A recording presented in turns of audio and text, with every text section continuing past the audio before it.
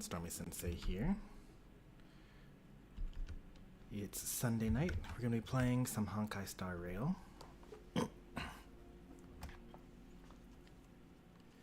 We did pretty good this week. This is our 5th stream of the week, I think.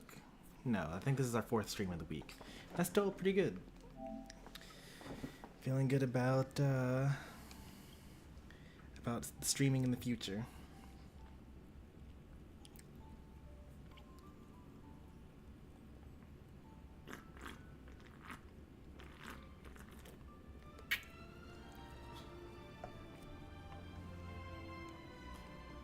Oh, update.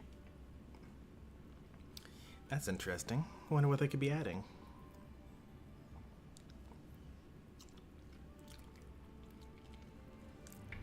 It's kind of big, actually. I wonder if it's the voice lines for the recent update. I think there was some like scheduling conflicts, and there were some voice lines that are missing from certain characters in the current patch. Not that you guys need to worry about that, because that's all 3.8 stuff. We're still on 3.5, so we got quite a ways to go. Today was the last event update for the patch, I think. It's still 5 more weeks until the new update, but we just had the last day of events unlocked today. People online are talking about how now is a great time to take a break from Star Rail. But for people like me who are behind on the story, it's never a good time for that.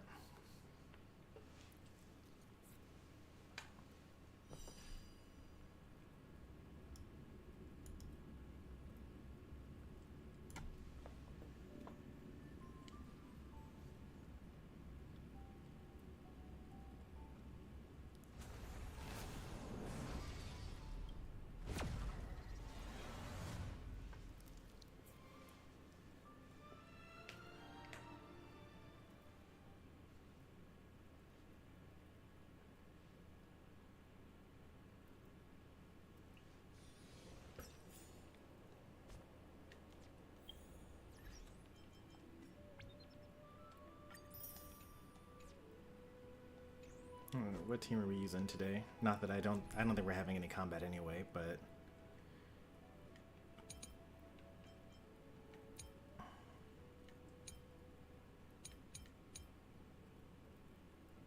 I like this team.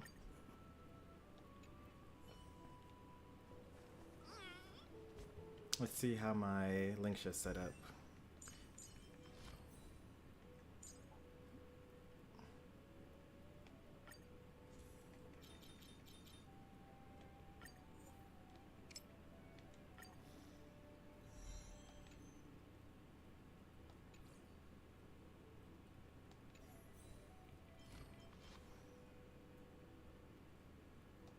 Hey, Wobster.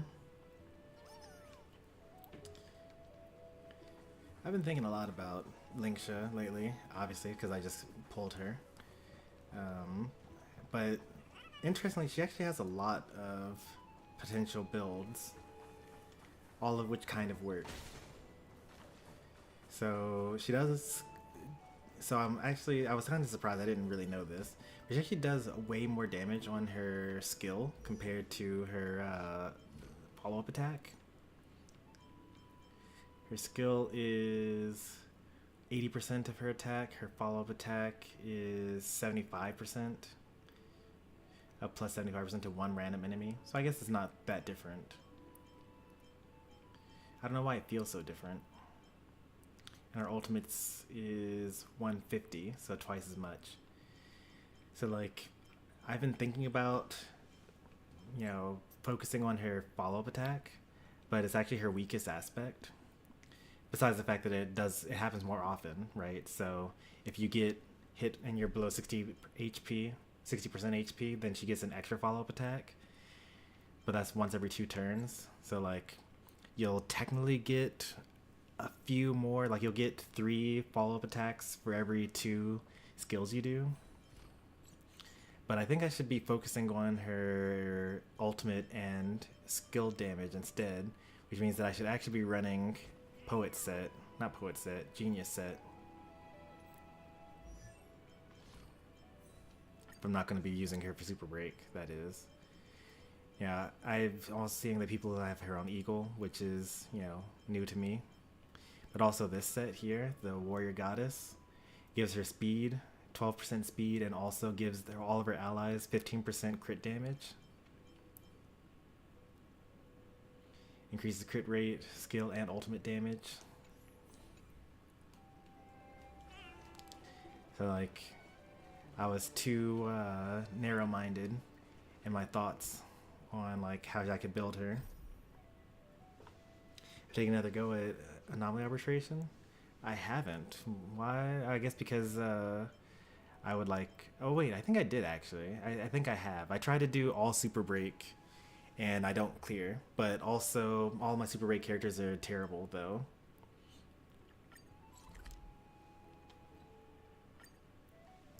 So like...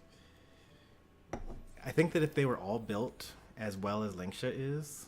Because Linksha is actually built pretty well for Break. She's 153 speed and has 150 break effect, which is less than 250, but she gets like at least 100 from HMC because HMC gives a fraction of her own break effect. And I have Watchmaker set, and also I have the 40% I'm going to get from the Lantern set. So I'm like well over 250 in combat.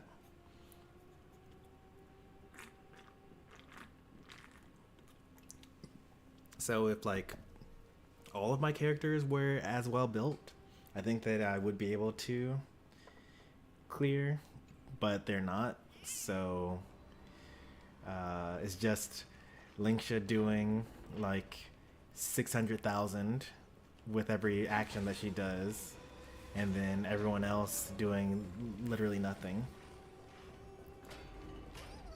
Oh, you mean on the knights?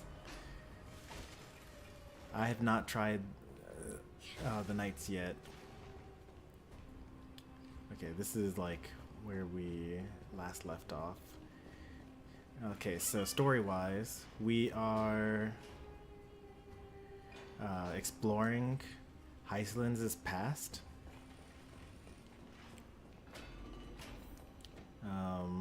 We saw her birth. She turned from a Titankin into a human form. And she just met Siridra for the first time, and she was like, "Oh, I'm going to be your light." And so now she's following her to the ends of the earth. Incense ascends in strength and numbers. Noble monarch, I've cleansed the foulness from the road as you commanded. My blade. You've helped me ascend and take the crown. Ask, and you shall have your reward. What I desire is the same as before. A feast. Look, I've prepared you a grand banquet. The finest honey brew and tributes await. Fish are drawn to light by nature, for the deep sea knows only gloom. Now I found a flame. It may scald and burn, but it's the only light. Come, let us join the feast. Perhaps the path forward lies hidden among the revelry.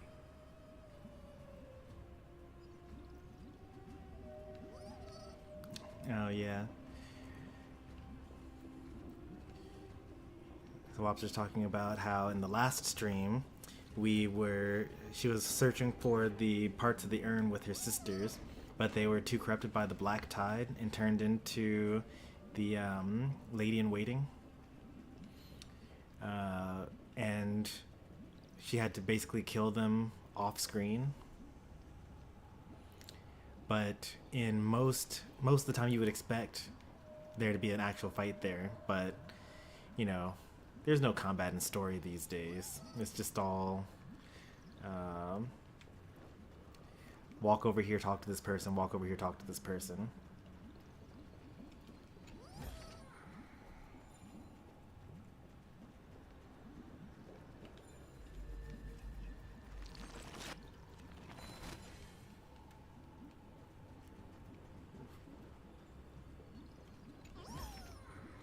Sometimes it's nice to slow down a bit.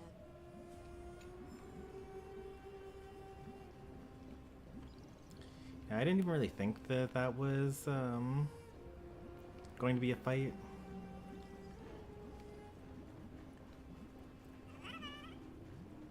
I guess I could have. I feel like we're just like passive observers in the story right now. Have you heard that the Imperator's about to begin a new campaign? Her glory will no longer be bound by the borders of Emphorius. Like we're just looking at the memories of what happened however many years ago.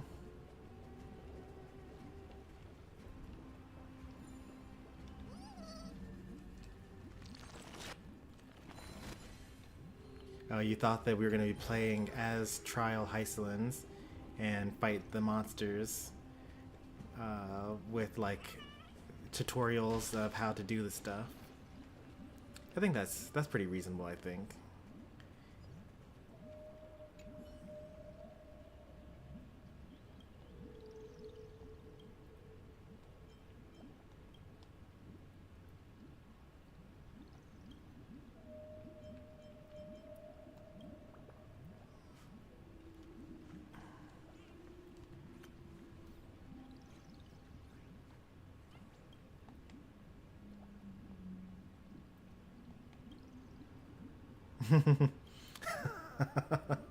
That's a good one.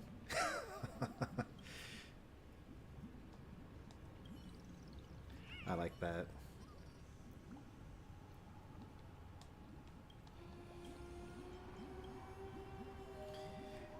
Drank only 4 instead of 5. She was supposed to be the 5th.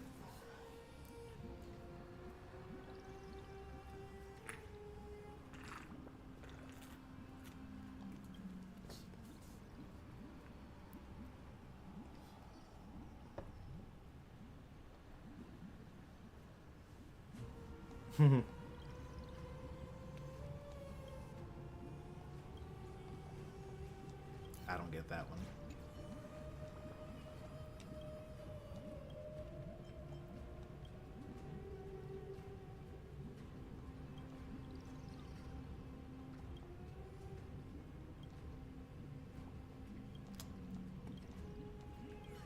I don't get that one at all. I guess I have to know who these people are.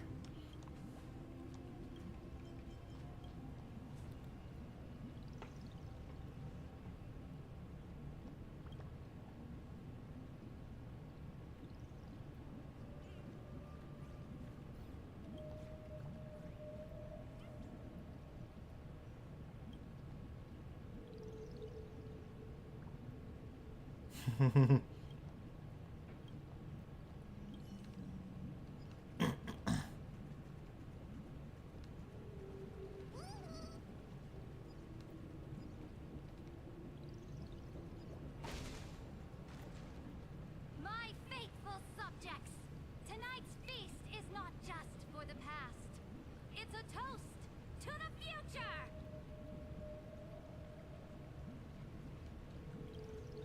Born from our golden blood is an unstoppable colossus.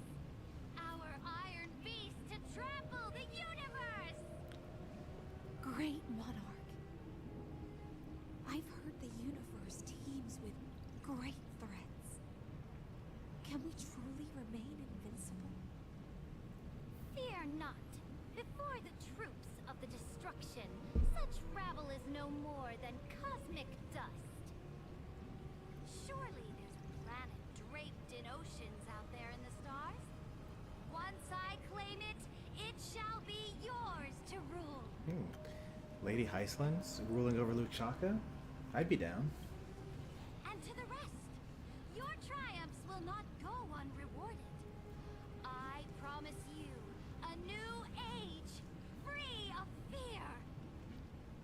Now, raise your cups to our conquest among the Sea of Stars. Sea of Stars! Sea of Stars! Sea of Stars is actually the name of an RPG. Quest among the Sea of Stars. I actually own it in my library. What a grand vision. Yet, to the Siren Knight, only feasts still stir her heart.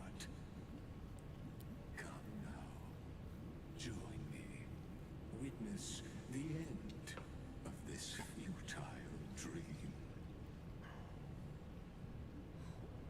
Where's the way out of this illusion? Come quick! Let's celebrate together. I've saved the finest brew. Come taste it with me.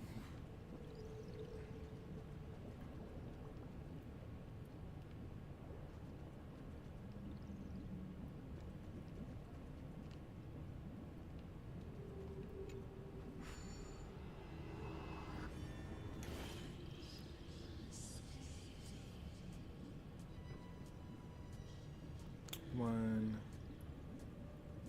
two, three, four, five, six.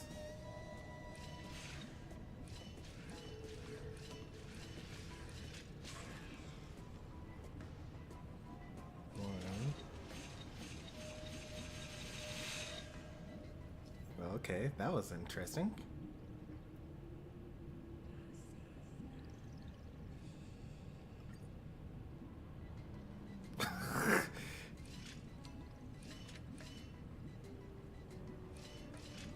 Wait, did I just mean that I just go back through the teleporter?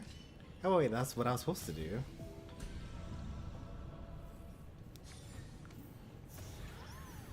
Was that what I was supposed to do? Nice. I didn't have to do that. I could have made them end up stepping over the button and then going into the blue thing at the end, which is what he would have done if I did nothing. It's kind of messed up. I just killed him for no reason.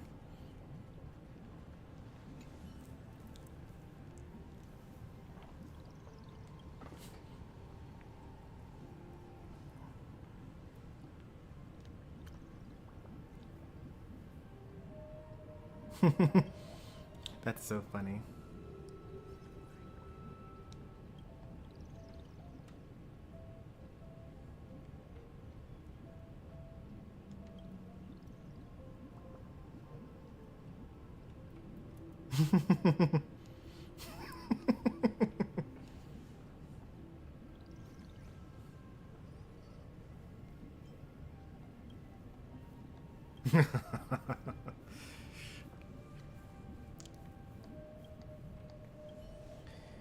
I'm loving the Borax Leos here. Oh, I didn't have to pay for it. It would be such a shame to waste. Alright, boss man. You know, stop drinking so much. Luckily, my name's not Boss Man. So, let's take a look at this map here. They want me to go that way, which is the same way as where I was going this way. I was curious if they were going to be the same.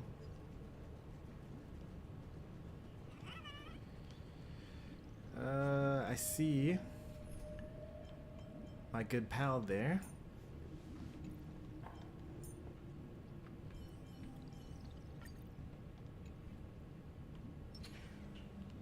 Any treasure chests I'm missing here, Numby?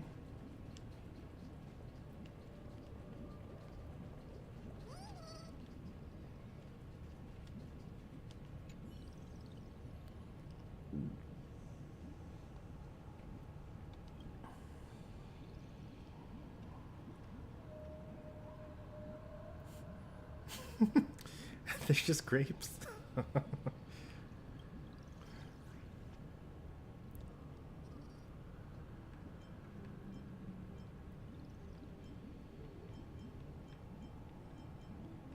have nothing but kind words to say to Barthelos. Why would I say any of these things?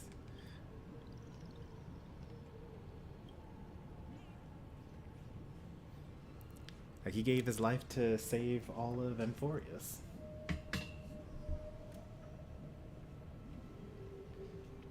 Oh yeah, Complainer really matches Cypher? Yeah. Complainer also matches Trailblazer.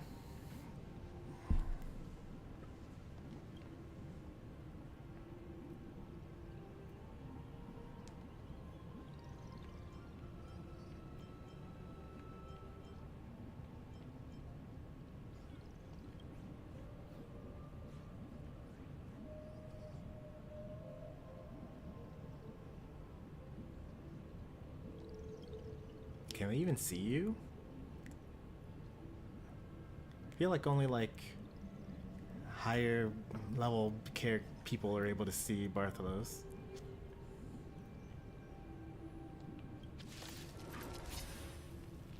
Oh, Topaz and Umbi. Skill and skill. And basic attack, okay.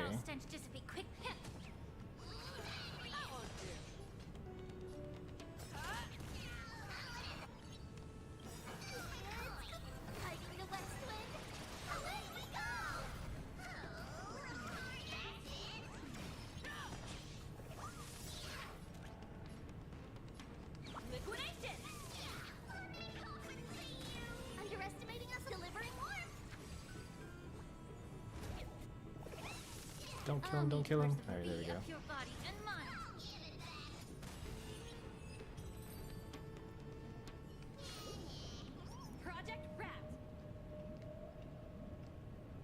Oh, yeah, it's the eyes. Hi, this is Topaz speaking. It also has a similar color scheme to Numbi.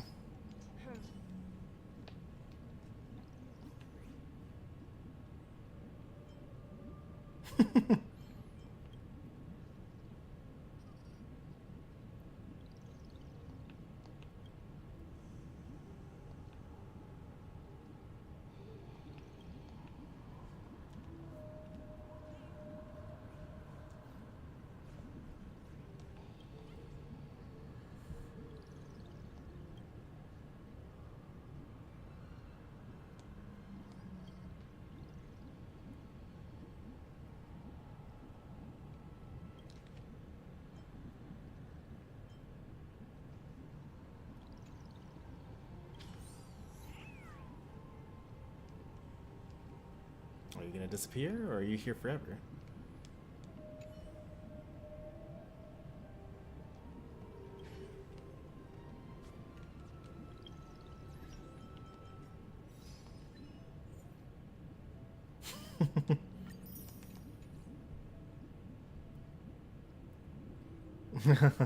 Yeah, Complainer does call me boss.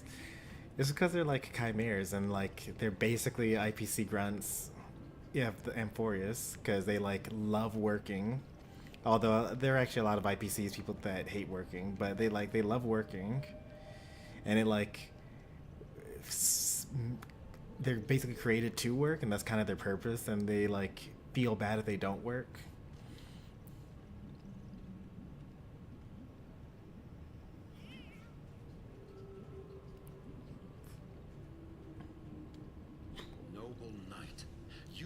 Truly a blazing spark.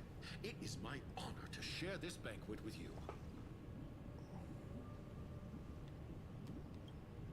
Noble Knight, you have earned victory with your blade, and you have Are these the every people? reason Yeah, to these are the revel in people this from moment the of future. triumph. Let But me one of pour you a them glass doesn't of make it, honey right? Oh no, it's all four of them.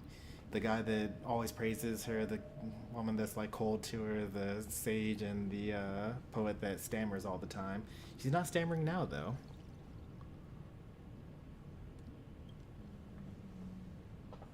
Noble Knight, with the Sovereign now enthroned, this triumph is yours as much as hers. Let me raise a toast to you. When did I meet them in the future? I met them before Lygus sent me into the Exomyth. Like, this is Hycelin's origin story. So, this is like before I met them. Because we met Ciridra after she had already like stomped everyone and completed the Chrysos War. And she was waiting for me with Tribby already. And then we had the party, and then we like had a thing where Hycelin's had this power to hide Ciridra and Lygus in plain sight. And I was talking to all of her supporters, and although we also met them even in like Dawn of Twilight or whatever the place, Twilight Court, or you know, the Dawn device, wherever that is. Noble Knight, your strength is boundless. Lead us to conquer the universe, and let us toast to that vow! Then drink we shall. That could have been 4 stars right there. Raise your glass. In the deep sea, I never knew what fire was. But when I set foot on land, the first light that I saw was the flames of war, lit with golden blood. It scorched my fins, made me feel pain,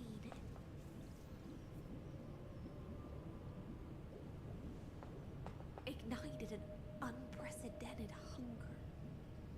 A hunger that flickers in every hero's heart.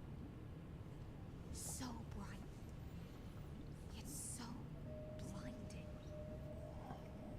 Look! The monarch herself has taken her seat! Hear that? The court sings her praises! Come, join us and praise her glory. 4.0 trip without 4 stars. I was really honestly surprised by that. I kind of thought that was a no-brainer by the devs. Because everyone just complains about 4 stars. And like how we don't have them. And all Hoyo had to do was just like make one. And then people would have to like stop complaining about it.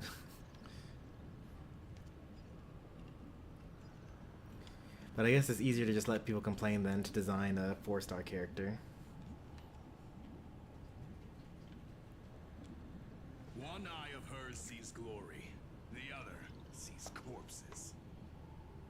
And yet, she cherishes the name of glory more than fear and death. As they say, the coward died 1,000 times before his end. But the brave face death but once, which gods stand witness. On the eve of war, we sang our hymns and set our sights to sail beyond the stars. The legions will climb aboard the beast, riding it like currents across the cosmos. Planets after planets flew the flags of her crown. Realm after realm was ignited by her flames of war. As the final resistance fell silent, a vast empire rose from among the stars. And this small pond at last embraced prosperity and peace. It's wild how confident they are that, you know, they've been told by Lygus that, you know, they are one planet and there are lots of other planets out there, and they only just learned about this after all these cycles. I don't know if they were told about the cycles or not, but they just think like, yeah, this like 500 man army, 5,000, 5 million, doesn't really matter, will be able to conquer all of the stars. They wouldn't be able to take out the Xianshou alliance, let alone like any particular planet. That's how the story ends. Tell me, visitor. Oh, you can see me. Okay.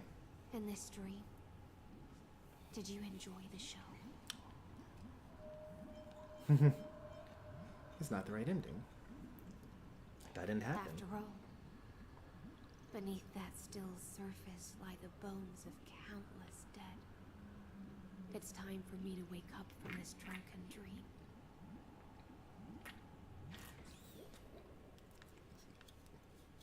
Well, that's rough. Oh, there are actually enemies around? Nice. Oh, but I can't fight them. That's just rude. Oh, I can't fight them. Nope, I can't. Maybe I can? Nope. Super walls.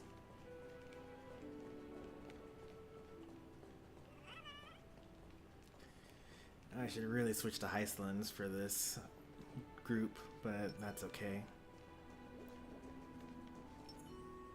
Incense ascends. Strength in number. Let's see. Is that all? Just 2? All together!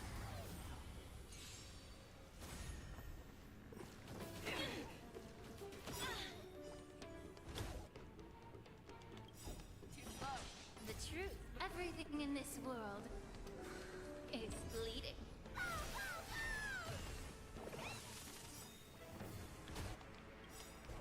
The market is unpredictable. Oh, I like this setup. Oh, I really like this setup.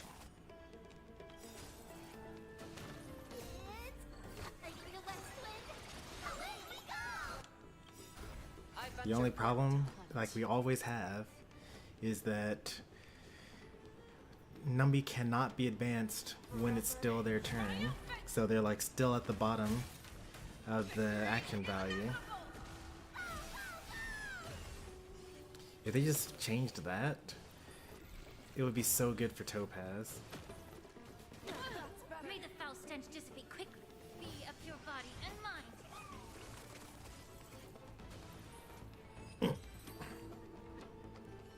I had to technically wait until it was the next character's action before doing all that other stuff, but before I advanced Numby. But like, that would have been the enemy's turn.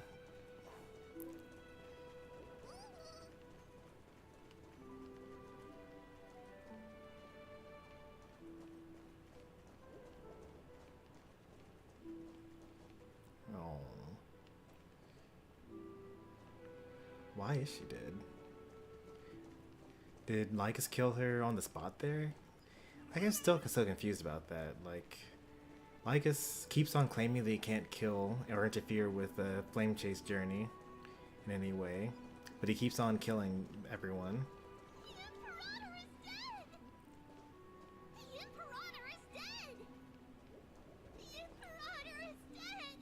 I like how the voice is slightly different.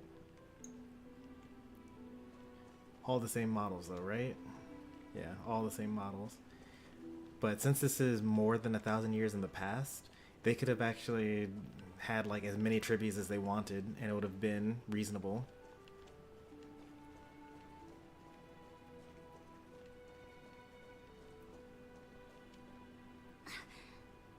People once cheered for my ascension.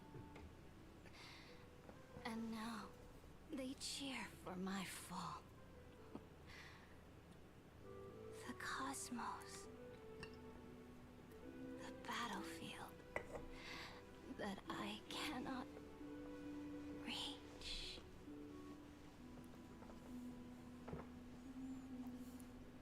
Before the Sovereign's conquest reached its end, her life and ambition had already been swallowed by the deep sea. This is the true ending. Her grand designs torn apart by the blade. Her regal robes soaked in golden blood. And the one who struck her down? Don't say it was you.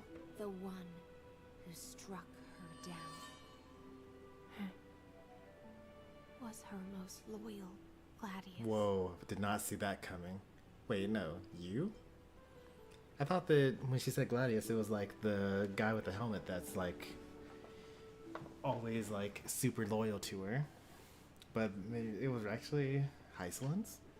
I don't need to explain myself. A fish in a pond has no hope against the surge of fate. That's I technically wanted even the more shore. surprising. Found a flicker of flame, only to snuff it out with my own hand. So Lygus didn't kill her. I don't understand. If the ocean's feast, the Imperator's dream, and even Amphorius's existence are all illusions, then what's the point of our journey? It's a question that they ask it many a times. Like throughout all of Pentaconi was basically like, why does any of this matter? Actually, they never really asked that. I ask that all the time in Pentaconi. Why does any of this matter if everything's in a dream world? But similarly, this is all just a simulation. None of these people ever existed, really. I don't know. I feel like they probably passed the Turing test, though. When the Deliverer returns, I will let this absurd celebration come to an end. Finon might not But pass the Glyphra, Turing test, though. I can't help but wonder how I dearly wish this feast of the flame chase would never end. It seems she sensed your presence. The Fantasia's foundation is starting to crack. Let's return to the prologue. Remember the allegory of the cave? Can the prisoners in the cave learn to see the shadows and echoes for what they are and stop mistaking them for reality? Why wouldn't he? I'm mostly joking about how he did the exact same actions like 33 billion times in a row. As you've seen, when she cast off her chains, finally turned to look around and moved her legs, her reward was nothing but searing pain. The light will blind her, for the fire behind her had never once actually touched her eyes. Her legs will buckle beneath her, for she had never learned to walk forward. This is a very funny, very literalist interpretation of Plato's allegory of the cave. Where it's like, oh yeah, her legs will be atrophied because she's just been sitting this whole time. And so she fell into infinite confusion and fear, and came to firmly believe that the shadows and echoes were the real world. But we in the cosmos, are we truly any wiser than she was?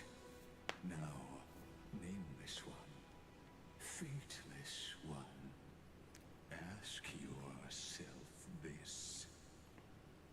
The paths you tread, the eons you worship, everything you've trailblazed with your own hands, Uh-oh. could it all be someone else's projected shadow?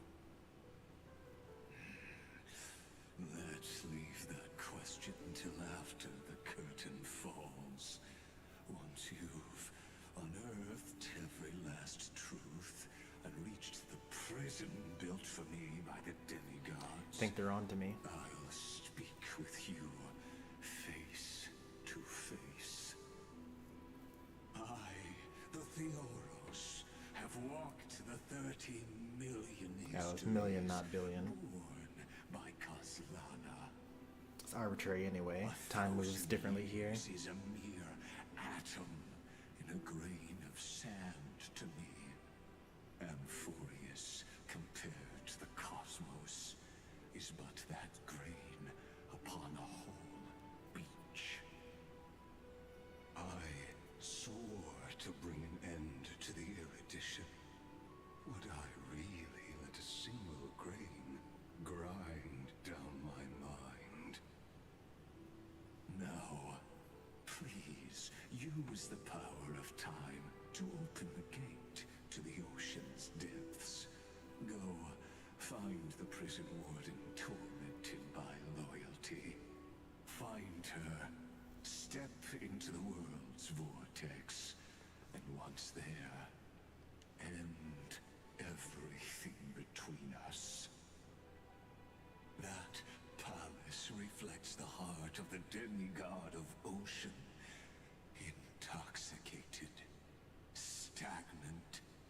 There, you'll witness the true beginning of the saga of deliverance. An ugly history, long buried by tides and shame. A staircase of apotheosis that the Imperator forged with the golden blood of 500 human sacrifices under the pretense of 500? Yeah, she was never getting anywhere. 500 is...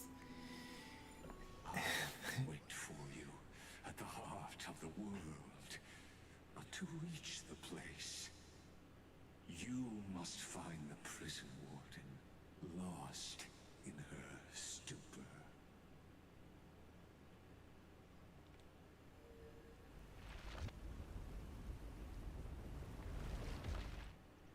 Beyond this door lies the path to the vortex of Genesis. So you're shadow of the shadow? Well, I might be the shadow of a shadow of a shadow. Because Lygus was just contemplating whether, in the same way that Hycelands and the people of Amphorius are just the people in the chain, or in the cave, looking outward, or not looking inward, I mean, that Lygus and the Trailblazer could also be shadows. It's a very, like, flat world of them, like, you know, the 3D person explaining to the 2D person, oh yeah, there's a 3-dimensional world out there, and then the 2D person saying, don't you think there might be a 4th-dimensional world out there?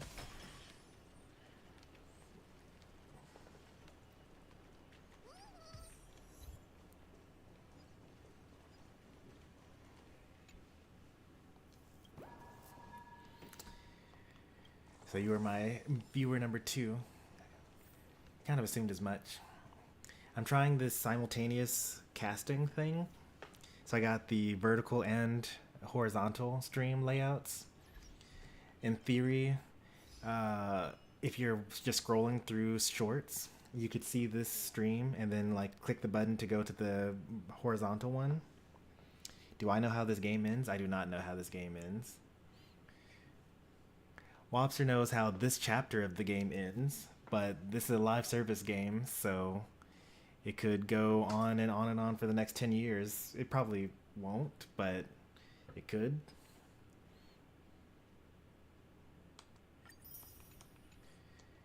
And since you're here, I wanted to talk about the actual chapters that are like worth streaming if you're going to stream it, because they actually just added this feature here. So like, you have to play through the prelude, obviously, because that's like the tutorial and all the other stuff. And I think that, you know, chapter 1 is very, very good, very tight storytelling. It's very classic hero's journey.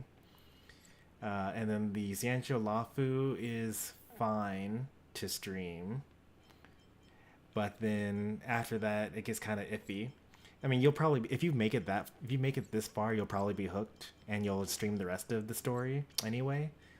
But like, I'd say that like, if you were to just say, hey, let me just try it out. If you were just to do like, you know, these 6 chapters, you know, 1, 2, 3, 4, 5, 6. I was worried it would cut views in half. So anyone that that like just opens up the stream, I think that it only shows vertical in the shorts view, but it does put all the chat together in your studio in one place. The only issue is that the vertical feed is just a cropped version of the horizontal feed, so it looks terrible, and there's nothing you can really do about it. They told me, I was like reading up on this before I started, because this is my first time trying this out, but they say they're going to work on like other layouts later on.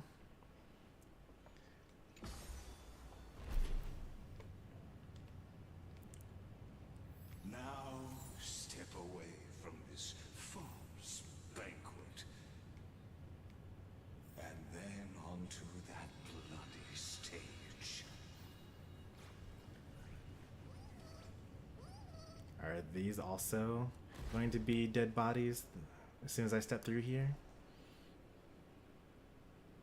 Everything's so slow. The palace that worshipped the ocean, the sanctuary connected to the vortex, was also once the battlefield of the first flame chase. Her exuberant song halted the passage of time in this place. see. That's actually pretty clever. My body, shielding her soul from deterioration. All just to await your return. The twisted time and space reflect her confusion.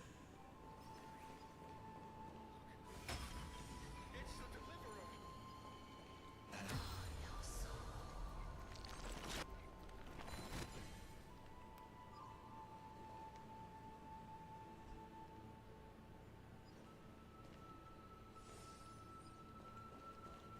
Yep, as I expected.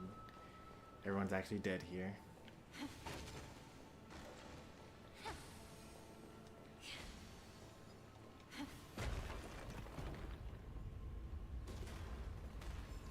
I did not want to kill them. I wanted to kill them with my own hands. These are going to be really annoying to fight without Dot, but that's okay. Stay away from Apollonius. This cup of honey brew. What a sweet aroma. I predict this game will end with we realize we're in a video game. There actually are a couple of characters in this game world that do realize that they're in a video game. So, for one thing, there's, what's the name of that guy? There's the Aeon of Finality. Terminus is his name. And so Terminus was born at the end of time and experiences time's flow backwards. So, basically, I don't really exactly know how it works out, but it's presumably he exists in every instance of time because, you know, he would have to, I guess, in order for this to make sense. But he exists at the end. He started at the end of time and is working his way backwards. And the followers of Finality basically get visions of all possible future outcomes, and they basically are like pruning unfavorable future timelines for their own benefit. So they'll be like, oh, well, we need to be at this place at this time in order to see that this person's here, and then like recruit them to our cause to stop them from joining this rebel group and blah, blah, blah, blah, blah. And so they like do schemes like that.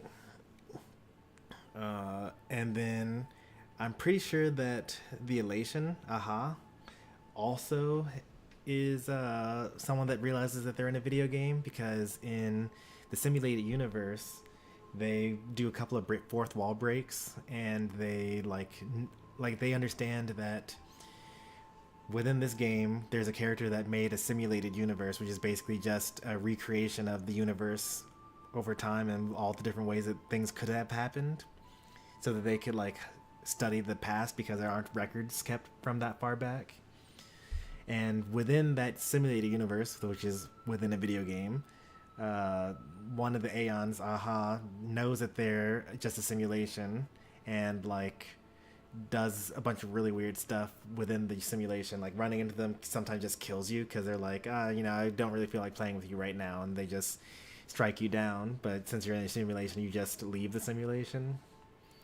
And also, I'm pretty sure that Device IX, the Nihility, also realized that they were in a video game, because like they are basically a black hole of nothingness where nothing can escape, and getting too close to them just kind of like sucks out all of your motivation and desires and like emotion. And it is said that the reason why that they like turned into that is that they realized that all of this was pointless because they found out that they were in a video game, and then kind of realized nothing mattered at all, and reached the like highest level of nihilism, to the point of like becoming a source of power for all the Nihility characters in the game. So that's at least three that, you know, to some extent might know or might not know that they are in a video game. Run, Virginia. Dux Hakalithist. We can't give up here. She's so like bold now. Why was she so meek when we first met her? They also have like real names.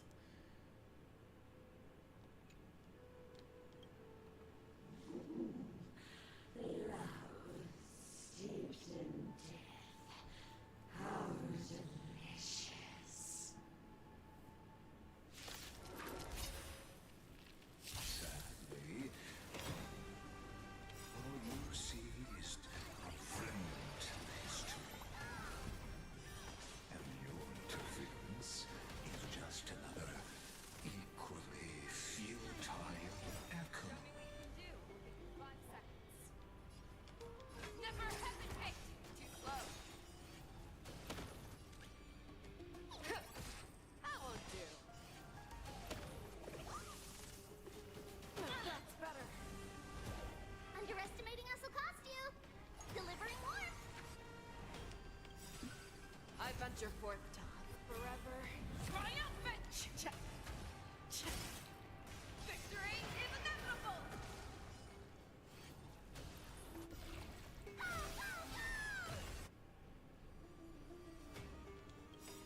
The truth, everything in this world is bleeding.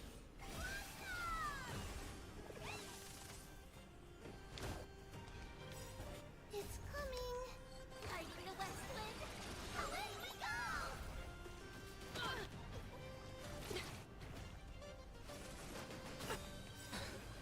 The market is unpredictable. Investing in victory means playing the long game.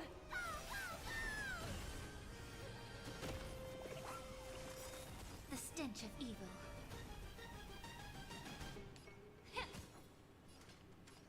The fearless knows not fear.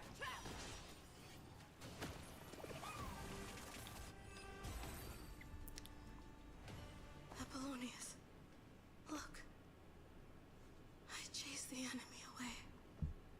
But I think I can't go any further. I'm sorry, Virginia,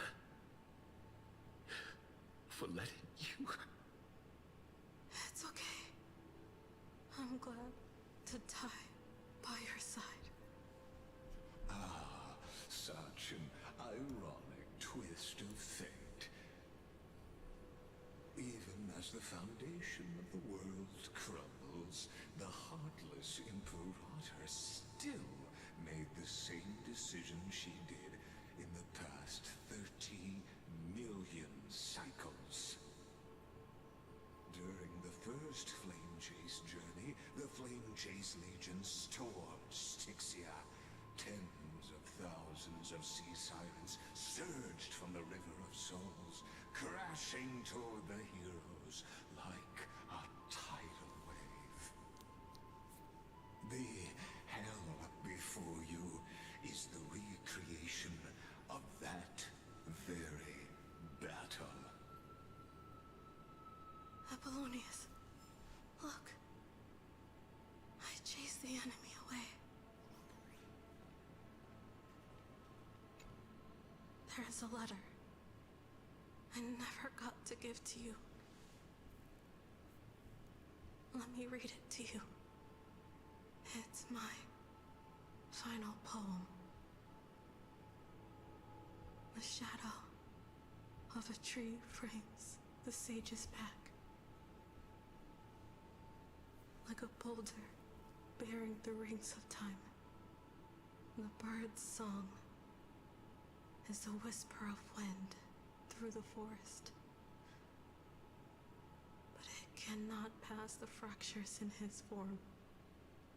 His weight presses down on the bird's wings and the stirring heart within.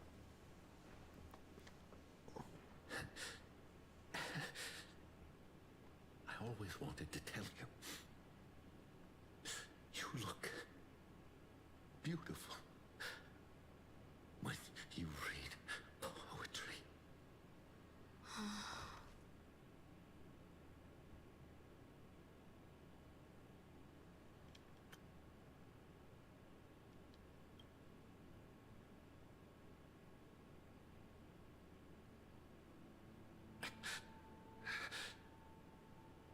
Virginia, see you in the new world.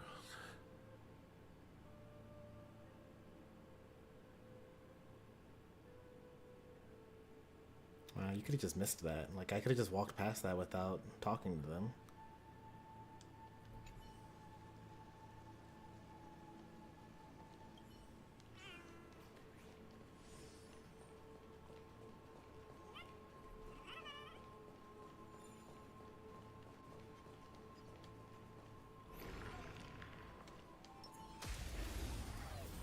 Like to hear it in the original Chinese.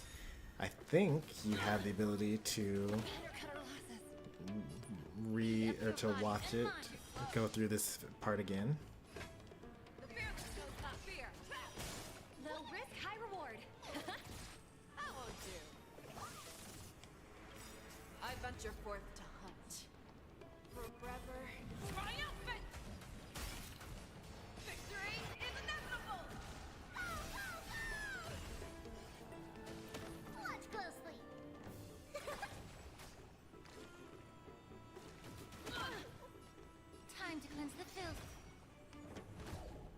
chains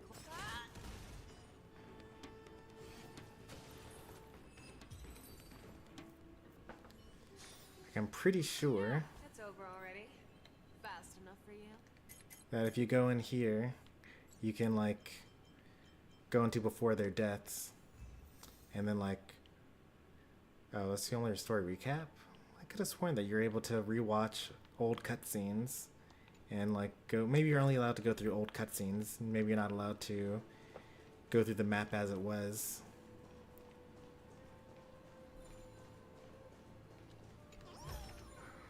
Ooh, nice. But surely there's something better out there. I don't have enough to bring this back. Not that I necessarily need to.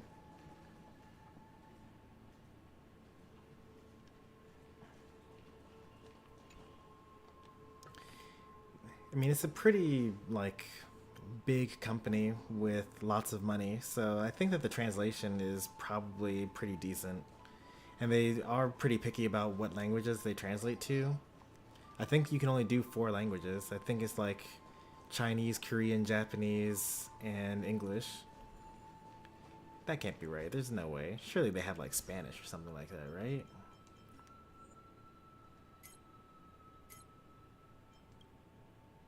No, that's just it. Chinese, English, Japanese, Korean.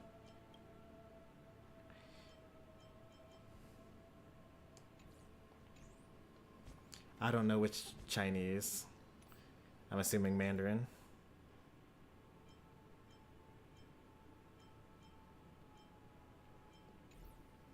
What was I? I was looking at this.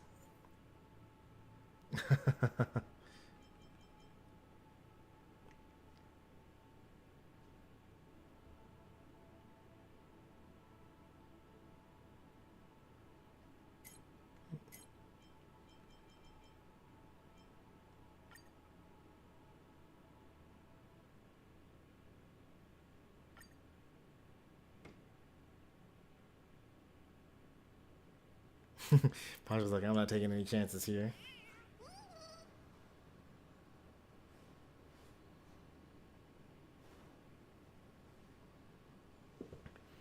There's Genshin poems that are really clunky in English that are absolutely stunning in Chinese.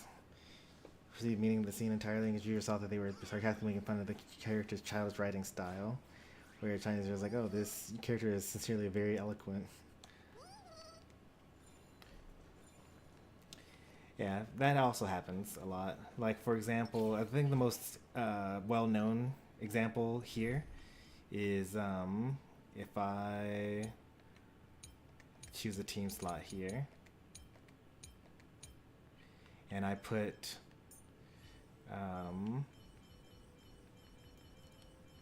Luca on a team and then add Sela. Well, this is more of a voice actor thing, more so than a translation thing. Pair up with him. All right, Luca. Let's do this. And then, like, I think it's Aventurine with Topaz.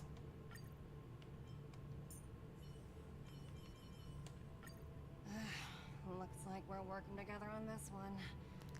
Like that. I suppose an extra pair of eyes won't hurt. So she's kind of like exasperated and kind of like, this guy. But in literally every other language, they're like, she's just formal, like polite with him. And Sela is kind of like, oh yeah, let's do it. But like, she's more like rivalry, like friendly rival more so than in the other languages. This team would be absolutely terrible, so I'm just going to go ahead and remove all these.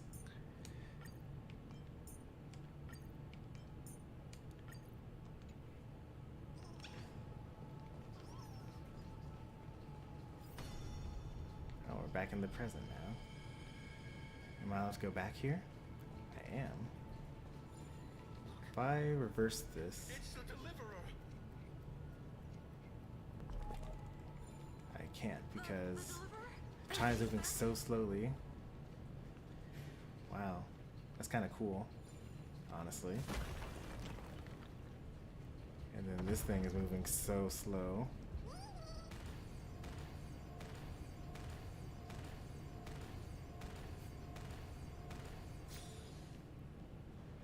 I'm so sure that I was going to get something for that. Oh, they didn't return it back to where it was. Okay, there it goes. That was interesting. That's probably not intentional. They probably thought there was no way that anyone would walk backwards in this part of the story and break the slow-moving boulder and then walk in front of it.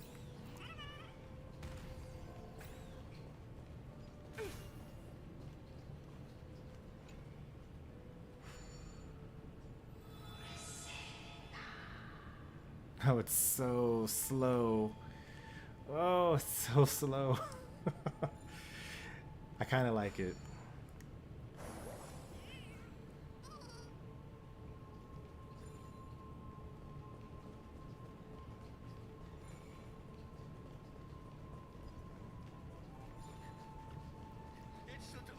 Yeah, this section is a little jank, honestly, but it kind of makes sense because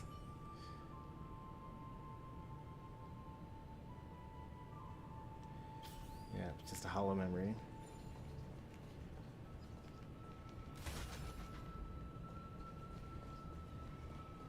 Sometimes I feel like the devs are just kind of like soft launching future features.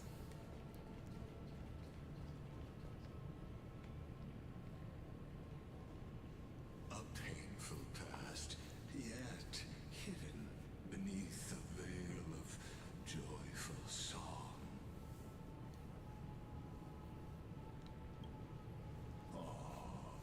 Two discarded data clusters waiting for someone's return, it seems.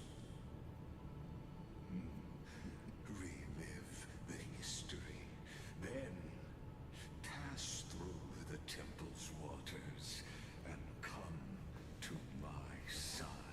They are definitely already dead. I mean, we know that they're definitely already dead. I'm the only person left in Amphorius at this point. There's a collectible in there. Alright. We now have an updated mission. Get the collectible. And if there's time remaining afterwards, consider saving Amphorius. We lower the water level, then we get another treasure chest in there as well. We have an updated mission. Get that treasure chest. Then get the collectible. And then if there's time remaining, save Amphorius.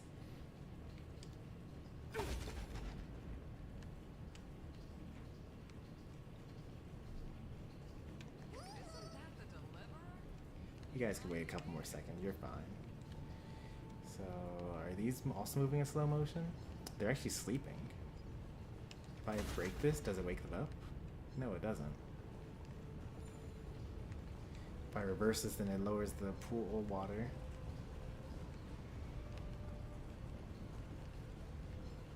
Right? I don't have enough to do that.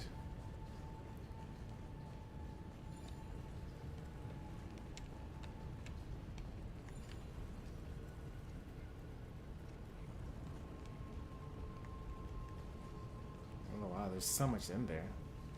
This is like a whole dungeon.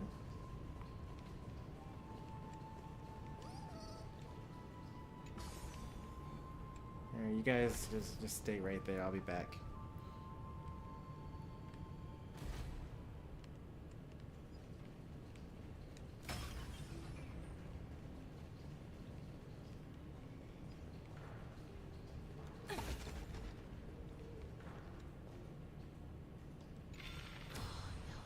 What a wretched way to die. The flame chase army, devoured by warbling fish, never saw it coming. Look, the cruel Imperator and her knight commander, the pitiful warden.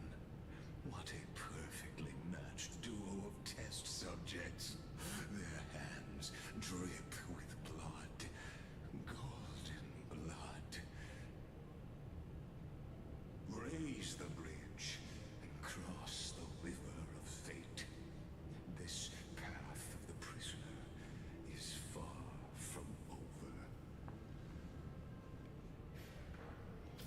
Did I just sequence break? I think I did. Shouldn't he have said like something about these two? I thought I was safe because the thing was, the marker was over here.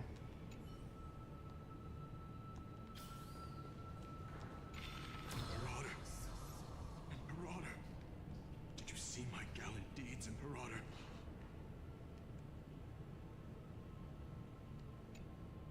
Imperator! Imperator! Did you see my Yeah, gallant did you? deeds, Imperator? You fool. How could you still not get it even now? With her schemes, do you think she'd ever let us end up like this by accident? She knew how this battle would end from the start. Good evening, Cyril. I swear I'll kill her with my own hands. Oh, she's finally so mad No, to betray. she wouldn't send us to die for nothing. She would never betray our dreams. Or Emporius. Imperator. I know I'm a fool. So I'll believe in your commands. To the very end. Take my life. And finish the conquest of the stars.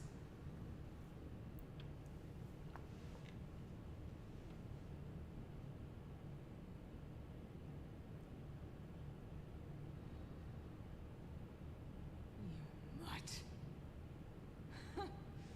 Looks like I won't get my revenge after all. Tyrant. Without me, your conquest is doomed. I'll be waiting for you in the River of Souls. To slice off that crown-wearing head of yours. Remember this. I never bowed to you. Or fate.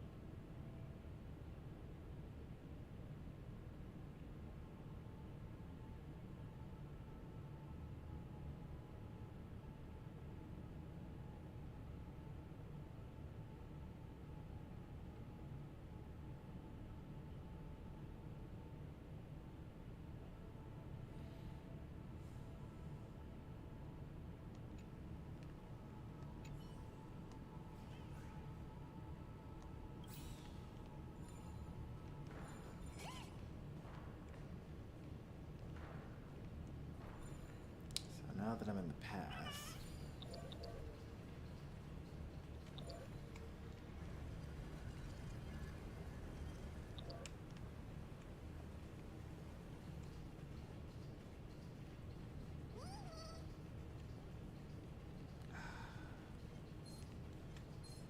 Wait, you're awake?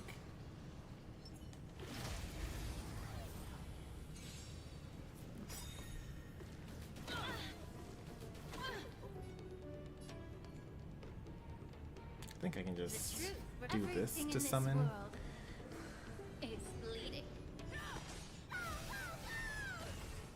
I actually can't. I have to use skill here. Fangs and claws got dull. The fearless knows not fear. I venture forth to hunt. Forever triumphant! Victory is inevitable! Still learning all the rules. Too slow.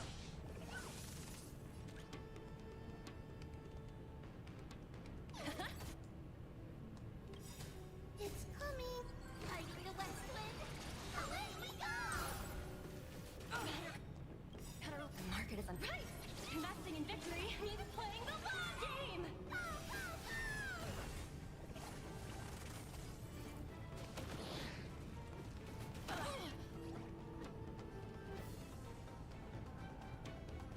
Delivering warmth! Time to cleanse the filth.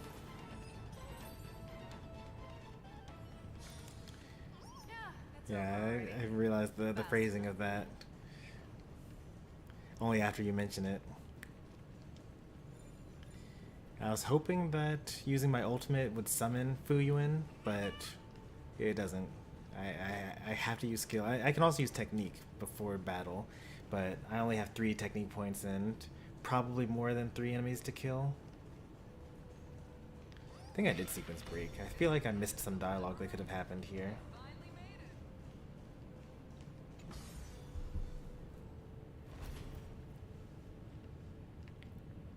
That's disappointing.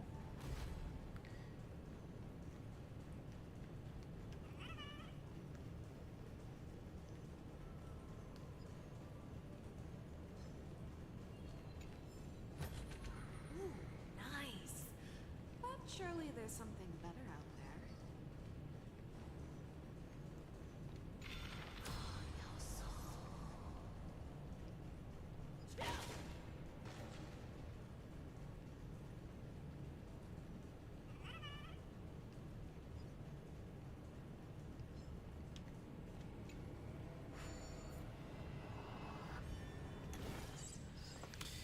Alright, let's see.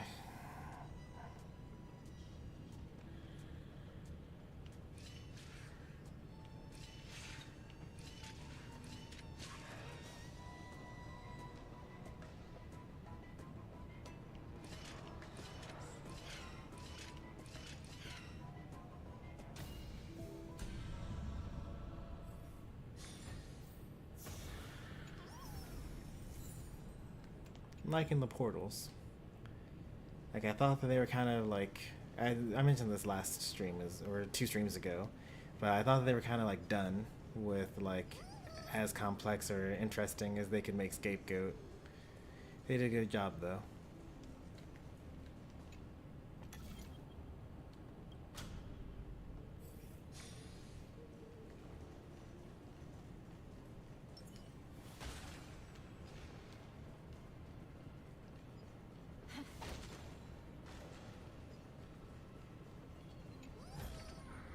Breathe out the old and inhale the new. Completer also kind of has the same color scheme as Link Show as well.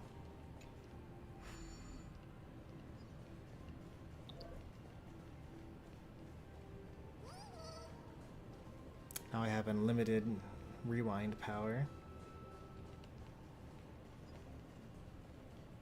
Why would they give me the power to change the Eye of Twilight there, but I can't go back without it? There must be a reason.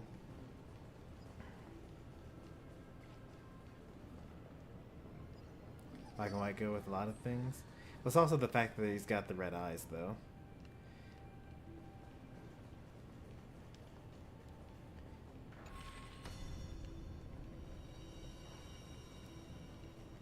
Like, I consider, like, I don't even really think of Complainer as black and white. He's more like, you know, red and black to me. You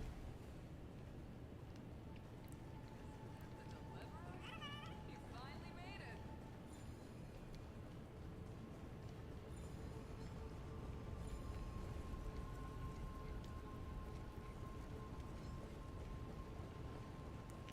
We lowered the water level. We can like stop it from going that far. No, we can't. Oh, we can, but we have to be in the past to do that.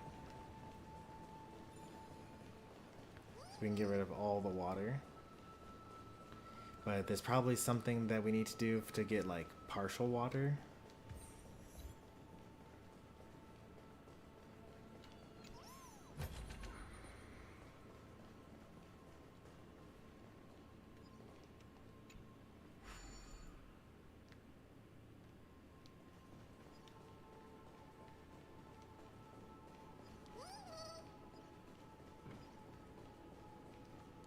What are you doing all the way down here? You're not even drunk.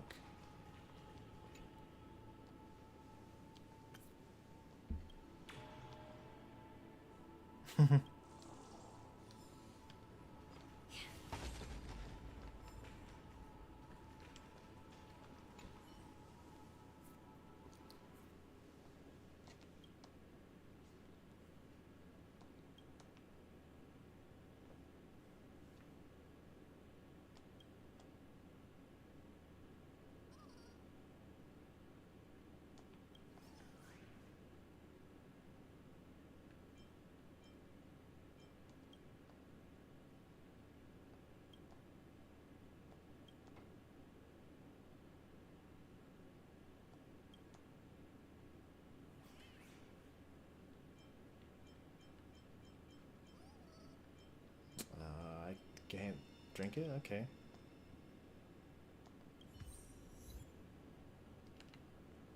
I'm actually curious if I need to like go through every dialogue option for them. Turns out I don't, which is good.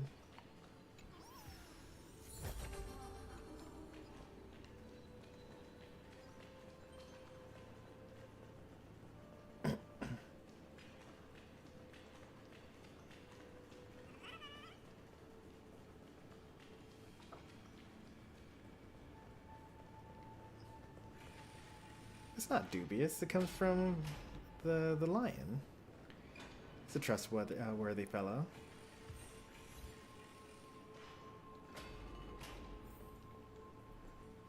I wouldn't take that from anyone, but from the lion, from Bartholos. Yeah, those are good people.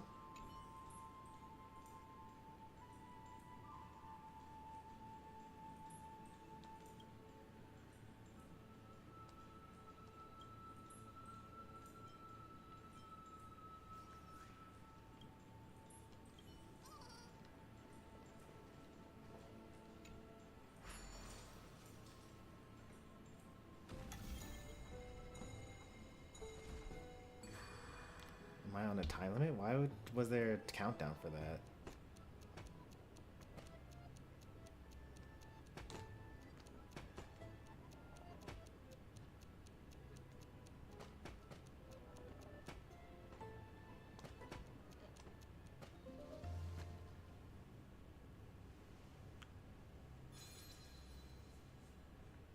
They could have just said, do this right now.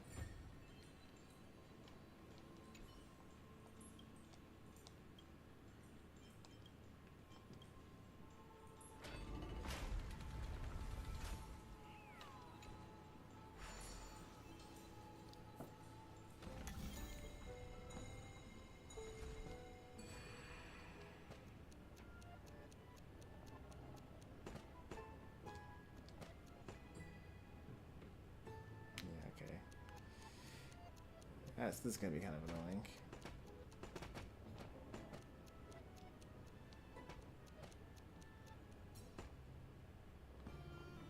What do I need to happen? I need it to like be flicked upwards.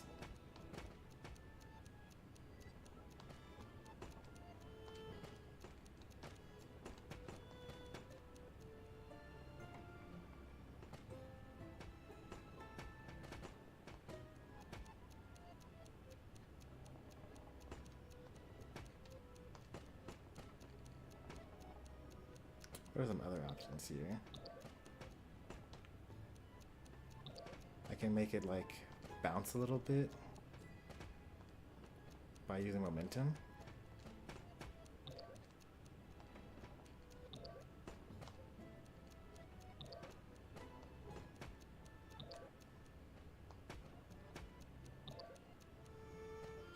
Nope, that's not gonna work.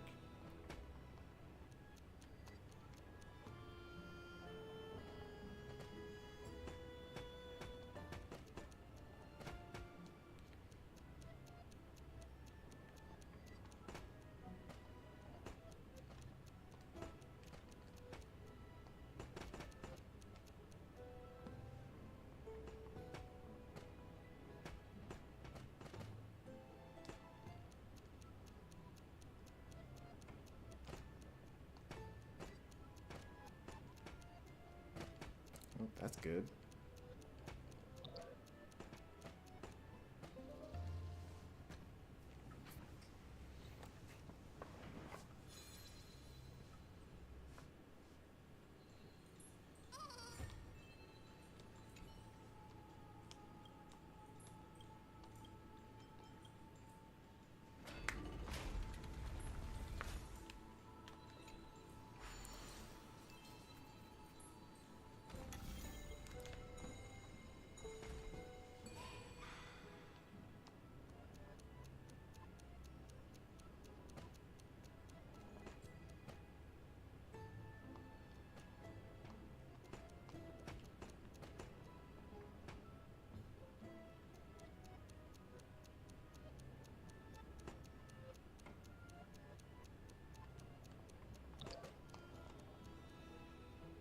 Why is this one so easy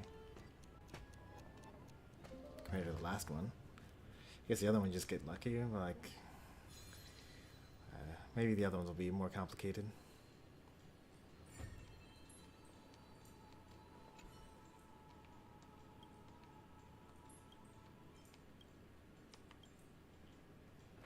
I guess those were the easy levels anyway.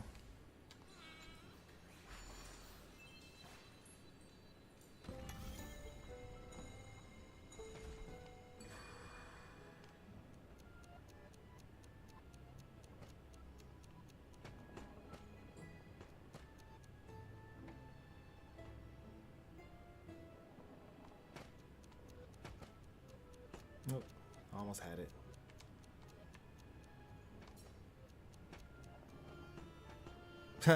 Okay. I suppose something has to happen, right?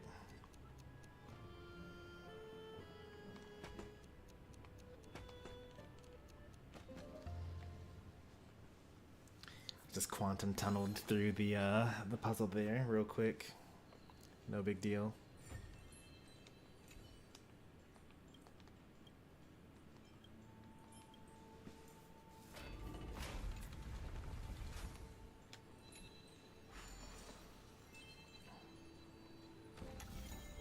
Ooh, slopes. That's kind of rare.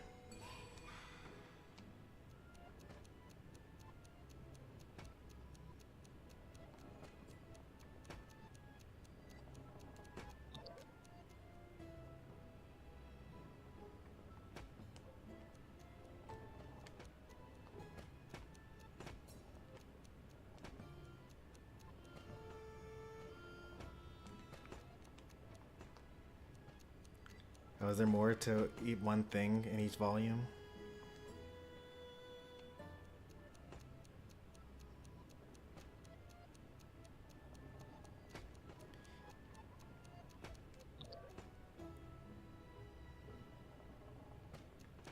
I would have not expected that, since like the treasure chest takes up exactly with the one spot.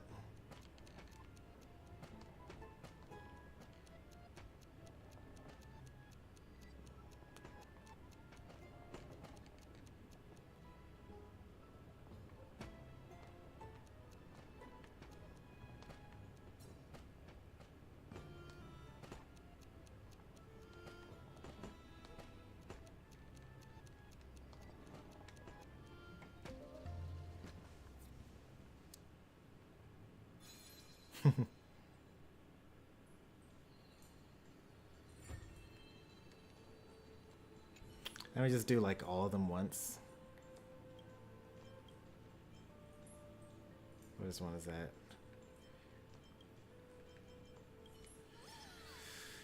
I need to do the 6th one next.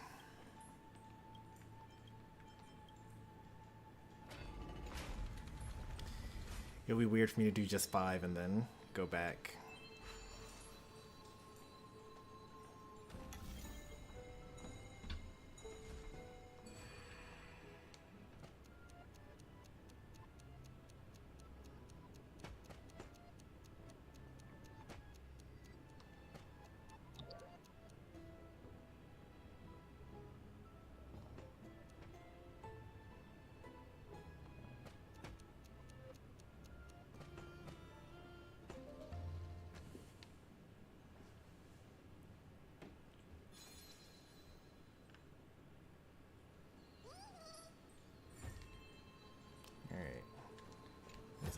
these. Breathe out the old and inhale the new. An exotic fragrance hits the nose. Indeed, this must be treasure. Good main stat. Terrible subs. Breathe out the old and inhale the new. Alright, so we were doing 6 before.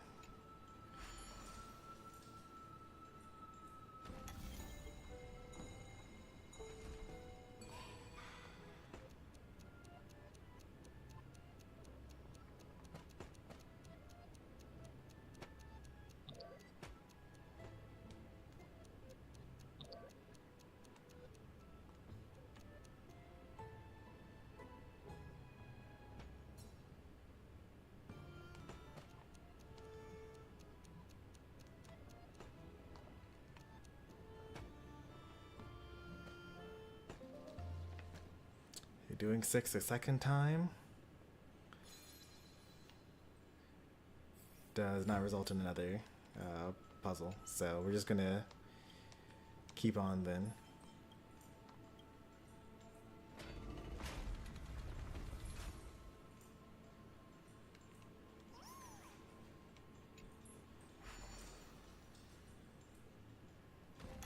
Oh, maybe it's because I haven't gotten all the nymphs here.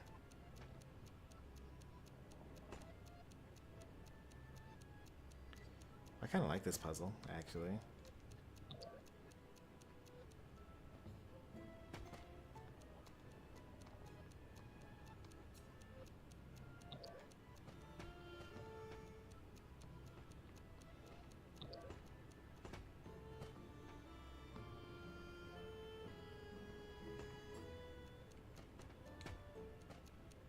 You have to like time it as it goes through the elevator.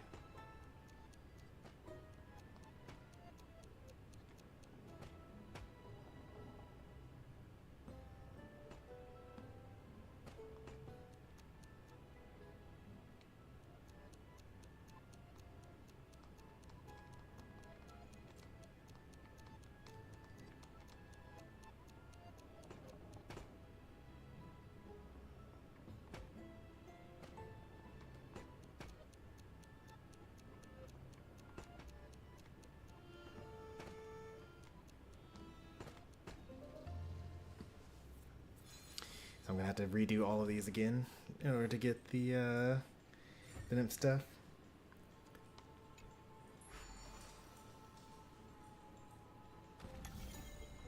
That's okay. They are not that difficult.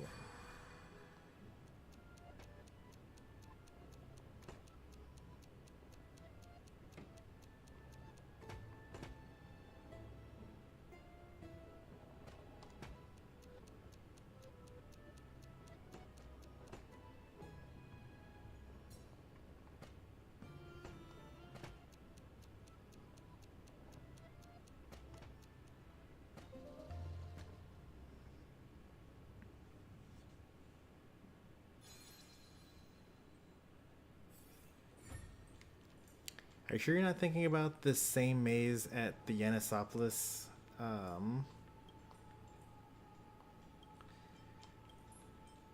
area?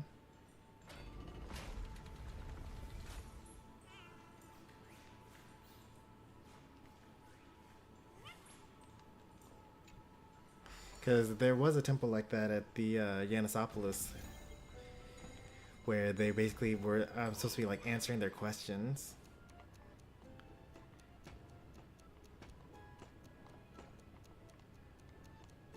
I have to wait for this whole thing to happen.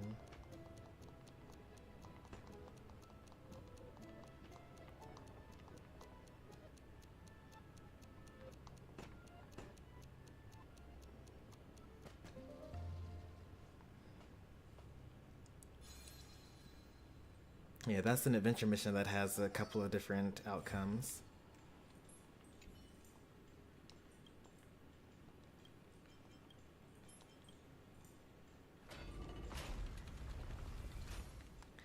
Volume 2 is still like the most difficult one, honestly.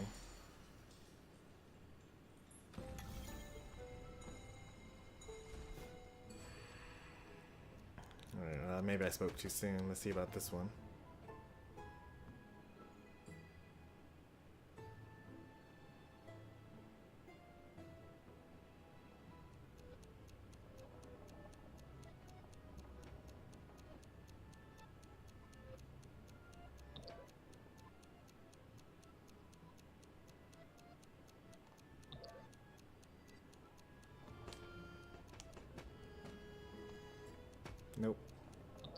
Oh, okay, maybe.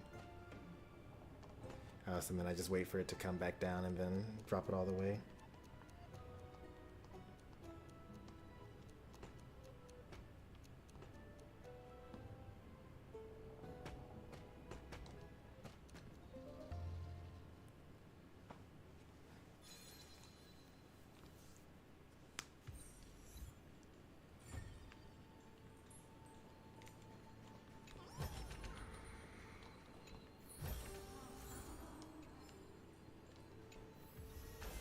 An exotic fragrance hits the nose. Indeed, this must be treasure. I just got a lot of solar jades for that.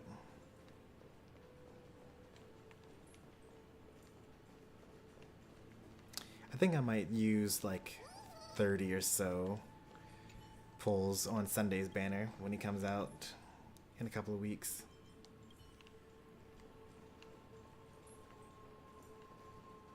Like, not enough to like break the bank. I'll still have the expected number of pulls that I need to get Yao Guang's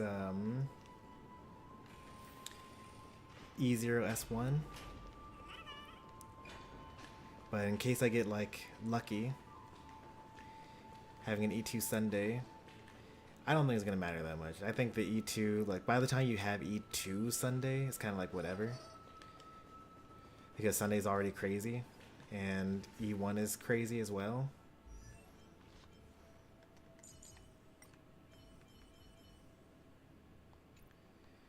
So like he's already giving 80% damage bonus,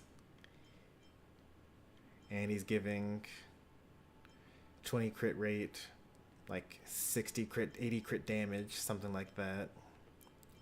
Advancing your action, giving you energy.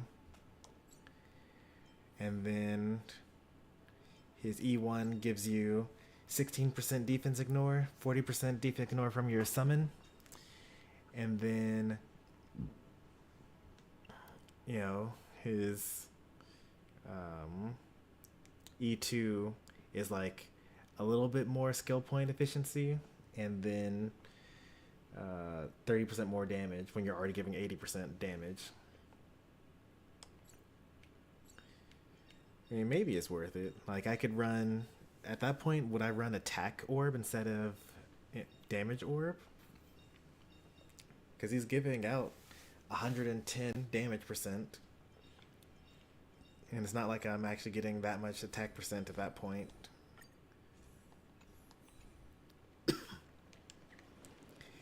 I don't bother calcing stuff like that. I just put it all into fribbles and then see what they tell me to do.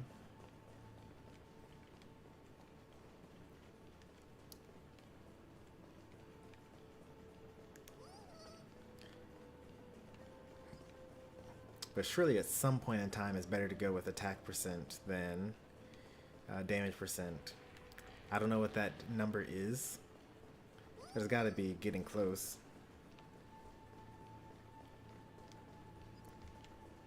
Actually, I could put that in fribbles now, technically. I could just go in and say that I have E2 Sunday and then see what the scores come out as.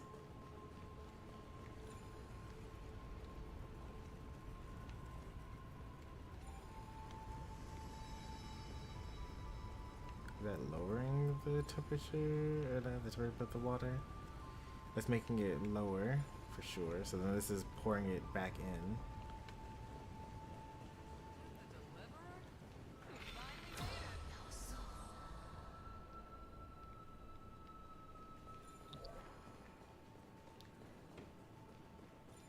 So in this state, I'm going to restore the water, right?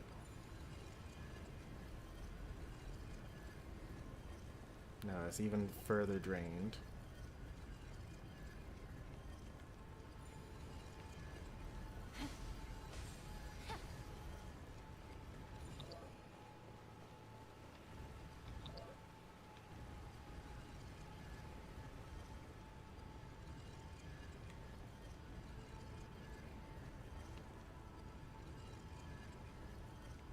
Water's still flowing backwards.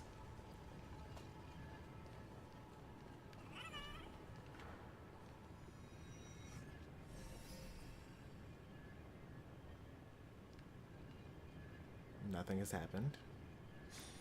I guess the lily pads are now able to be moved somewhat.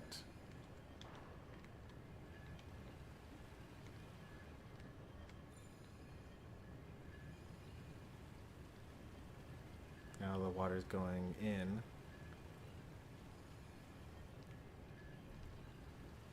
Yeah, there it goes.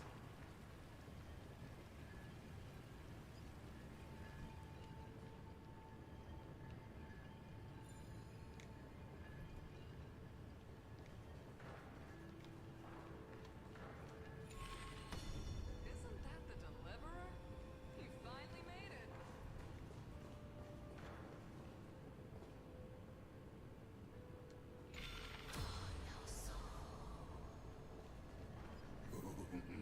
A sovereign and the sword at her side. There are countless counterparts across the cosmos. Most of their stories end in tragedy. Yeah, you skipped all the characters that let you detonate the dots. You could have had Cyrene and had basically everyone on the team detonate the dots, or you could have had Kafka. Well, I mean, you couldn't have had Kafka because I don't think she's rerun since Hycelin's run. You don't really have one. Hycelin's only detonates the dots on her ultimate, which has like a 3 or 4 turn rotation.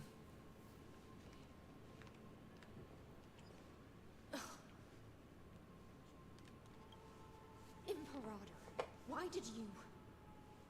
You're here, Dux Gladiorum. You ordered me to seal the sea route and handle threats from the rear. So why didn't you wait for me to return? Why send the Vanguard ahead and let them die in vain? Die in vain? No, you're wrong. Their golden blood won't be spilled for nothing. The other dukes have paved the road for me to become the god of law. The trial of law? You never spoke of this to anyone. What is... The one who wishes to bear law must purge this world of its curse, and offer the blood of the accursed as sacrifice. I pondered long on what Talantan meant by blood of the accursed. Then, I found the answer. You, I, and every Chrysos heir summoned by the prophecy are the accursed ones. Just like that arrogant Theoros said, our golden blood is the agent of destruction, the antithesis of the world's fate. Dux Frigoris, Dux Brumalis, Dux Helcalethist. Their fate was sealed at that moment.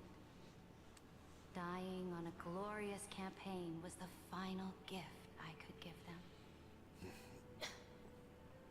You speak as if they didn't die because of your cold-blooded schemes. Was their loyalty meaningless to you? Losses are a constant on the Flame Chase journey, among which even life itself holds little value. That was the major quote from the first cycle If a that I subject witnessed. marches to war without that conviction, then yes, as you said, shallow loyalty means nothing. And what about my loyalty, Ceredra? You sent me away under the pretense of guarding the rear. Was there any shred of humanity left in you? Technically, Because you you kept you still safe. have a duty no one else can bear. Only you can uphold Fagoos's divine authority. The choice is yours now. Cast off the chains of loyalty and drive those blades through my heart. Or stand with me and sever the ocean's last breath. If you no longer share my vision or believe in the new law I seek to weave for Amphorius, then go on and end me. The Imperator of Amphorius may be ruthless and cruel, but never a hypocrite. When I say life itself holds little value, know this. I am ready to sacrifice everything for the ambition to conquer the Sea of Stars. Every time Serja says anything, You've seen it. The brutal Imperator was willing to spill the blood of 500 heroes to complete the trial of law. As for my poor warden, her suffering had only just begun. every time Serja says anything, my only reaction is, wow, she's so cool.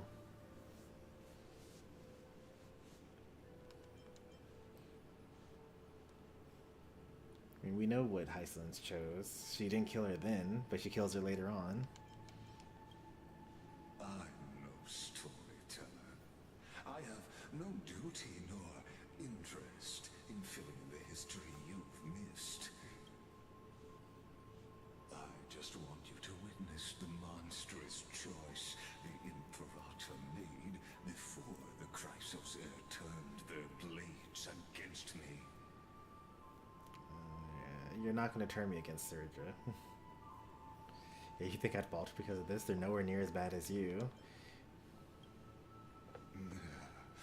You jest. I gave up on using words to solve conflicts 2,000 years ago.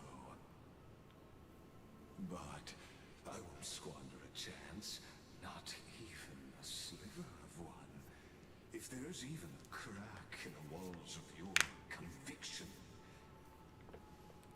then my victory is already assured. Well, Now sorry to tell you, bud. settled, let's turn the page and bring time back to the present. And dive deeper still until we reach the very bottom of the abyss.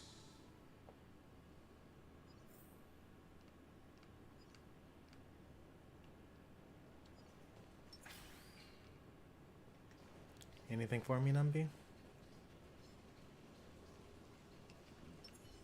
Let's save some time. All together!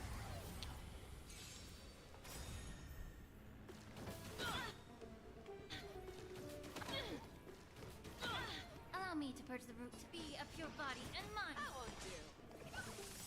Fangs and claws got dull. The fearless knows not fear.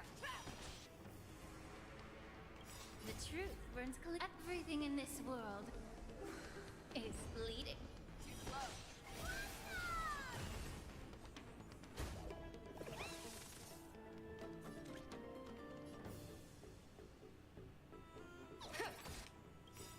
I venture forth to hunt.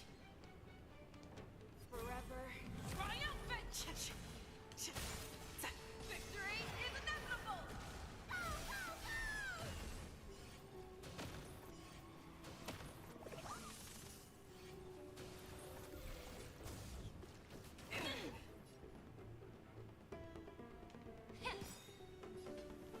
Never hesitate!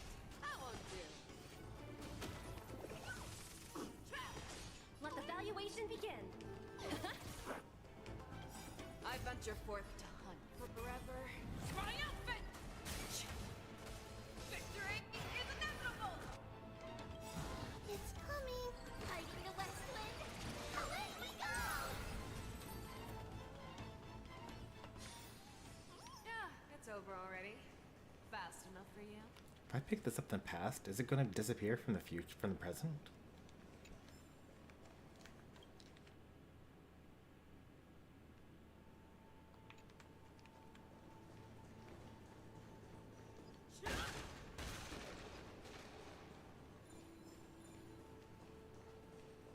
Oh, I can now return this to the boulder area.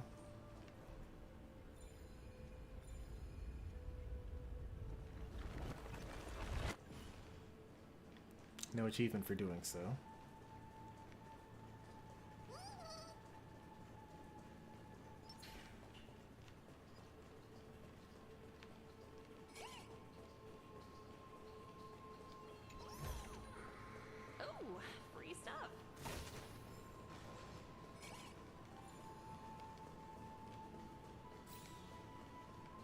Say there's treasure down there?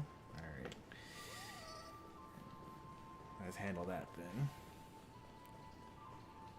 I think we can reverse the flow of water here. And then go down this rocky path. No, we cannot. This rocky path has been destroyed however many thousands of years ago.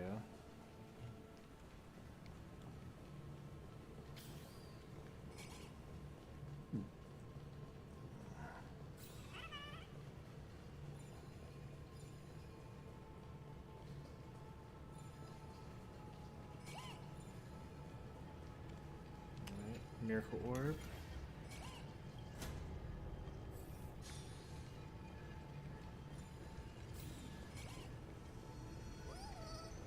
I missed that. Hard work pays off.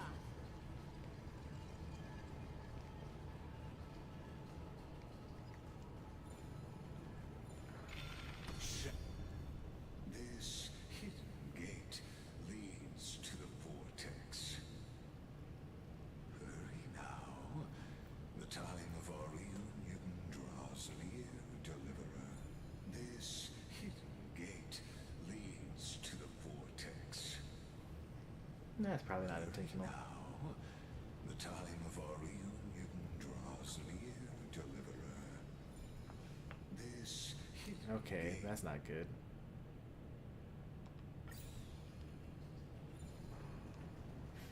I don't know what that was all about.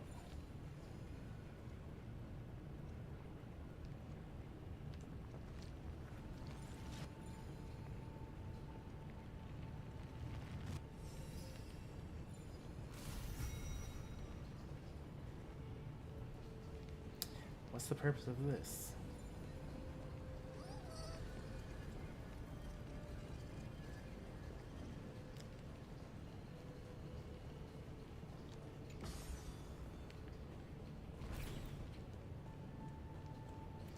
The story tells me to go further deeper into the abyss, so we're going to take the elevator up instead.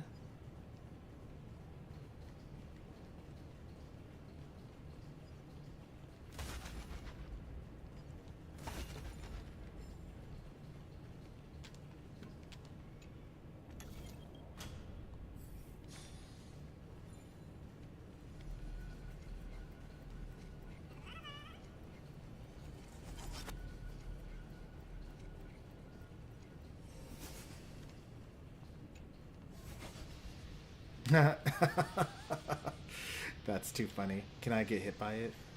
There's no achievement for this for sure, because once you do this, you'll never be able to do it again, and so it'll be a impossible to it'll be a missable achievement,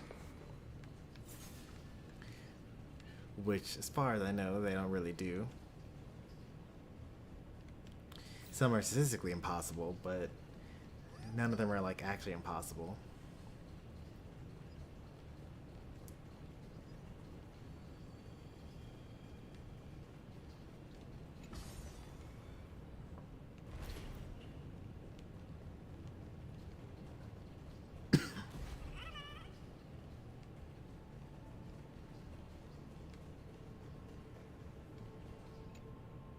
The fleet that rode the waves was dragged down into the deep.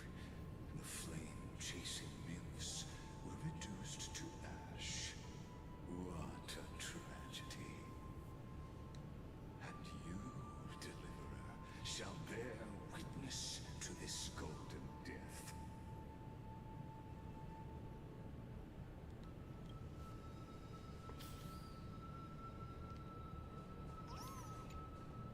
The fleet that and you. This cruel journey will reach its end at long last. The fleet that rode and you. Did it tell for me backwards? Okay, it didn't. I was curious about that. Purify. And the collectible is no longer here because we collected it in the past. Which does make you wonder, if we had gone into the present, picked it up, and then gone to the past, Would it still be there? Will we have 2 copies of it? There are games that do with time travel that actually like go out of their way to do stuff like that. Are you in slow motion? Are you awake? Come on, I'm just gonna get this real quick. So there's supposed to be some sort of way that we get down there in the past. I think maybe if we perform a miracle, change the flow of time.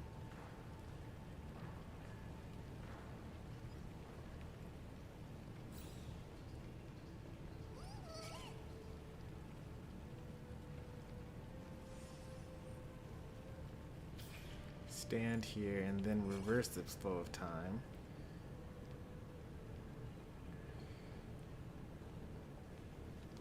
We can actually decide whether we want to get on this level or get on the other level. Hard work pays off. So now we're here. Let's actually see what happens. Are we allowed to drown? I want to see.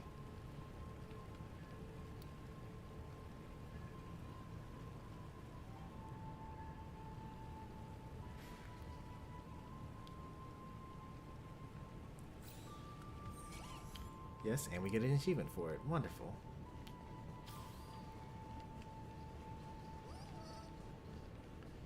All for the low, low price of my eternal soul. Alright, now let's do this side instead. Kind of would be interesting to get on the little ledge there.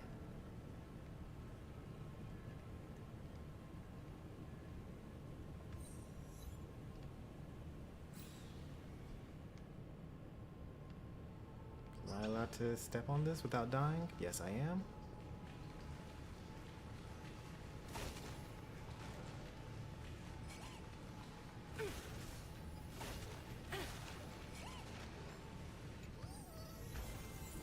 A little extra for the quarterly bonus.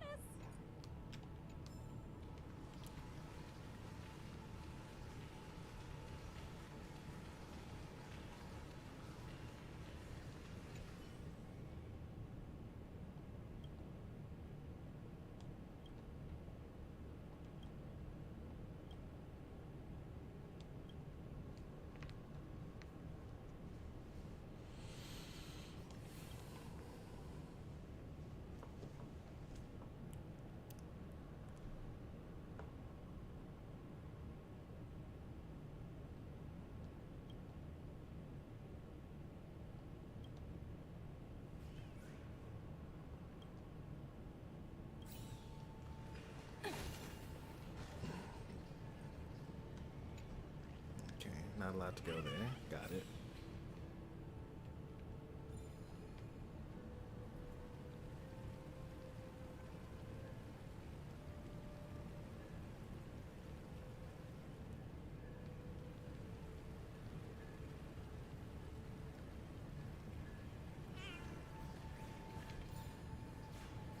Just kind of want to just get stranded here for just a second.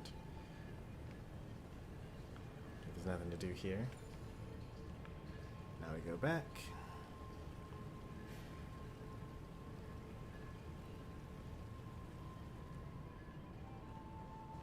And just a triple check. Make sure that Numby doesn't go crazy and try to find a treasure chest because we already got them all. Oh, yep, you're good. You don't care anymore. Looks like I really got them all.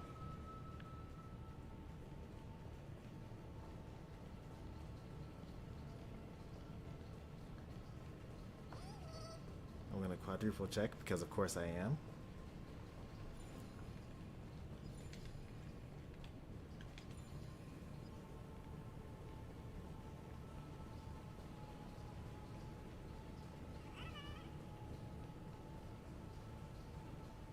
Like, there's no way to actually get into that room because it's like sealed off. Yep. No more treasure here. Now, he wanted us to, like, go into the present, right? Water level's already low. Still don't know what the time stop thing is for. Like, what this miracle eye is for.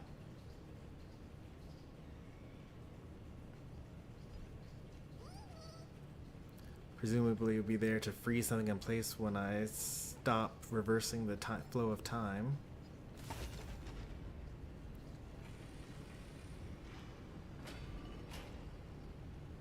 You've been silent a long while, Dux Gladiorum. Starting to doubt your decision? Save your breath. The vortex of Fagusa is just ahead.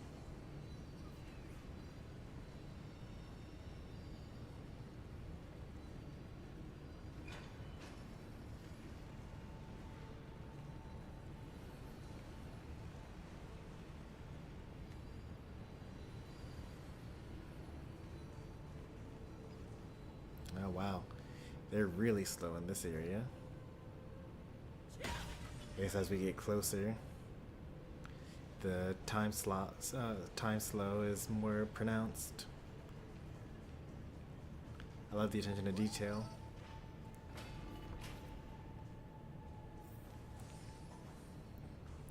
The doors open at the same speed, but I'm willing to forgive that.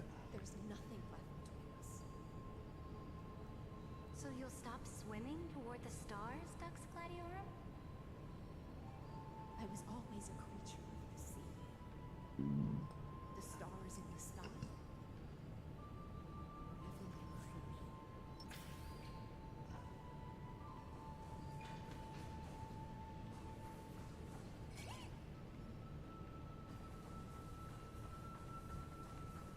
Don't get distracted. There might be a nymph nearby.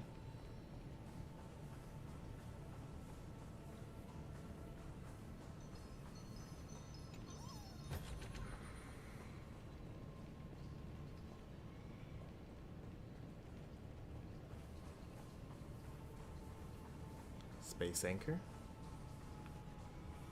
That also advanced comes out in slow motion.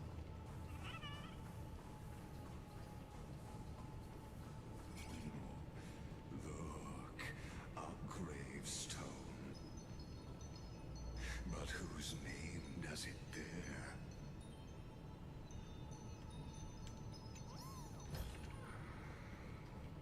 Lygus, treasure now, talk later. You did pretty good. Only missed 3 on the first run through.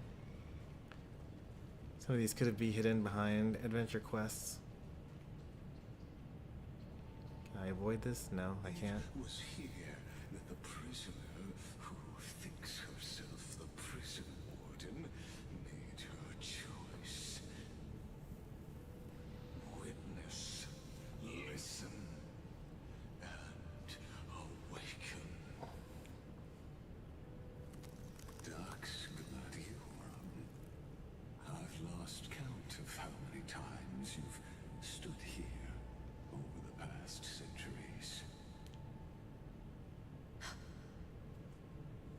You talk too much for a prisoner like Kurgus. Two geniuses who defy law and all the Chrysos heirs who sacrificed themselves in this cycle, worked together to chip away my strength. But you, can never affect my will. And as long as my will remains intact, I am free. Don't get ahead of yourself. I still have ways to chain your divine soul. Please, do surprise me. But I'd say your mission is nearly done here, isn't it? Oh, it was here you gorged up the core flame of ocean from Fagusa's body. It was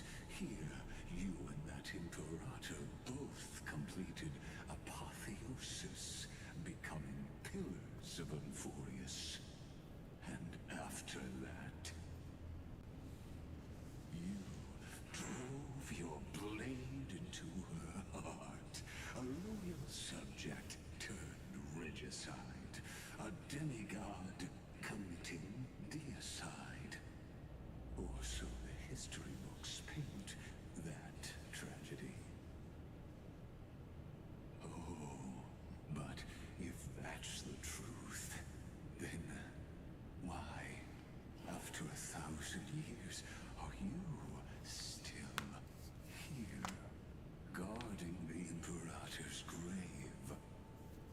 Still bound by loyalty.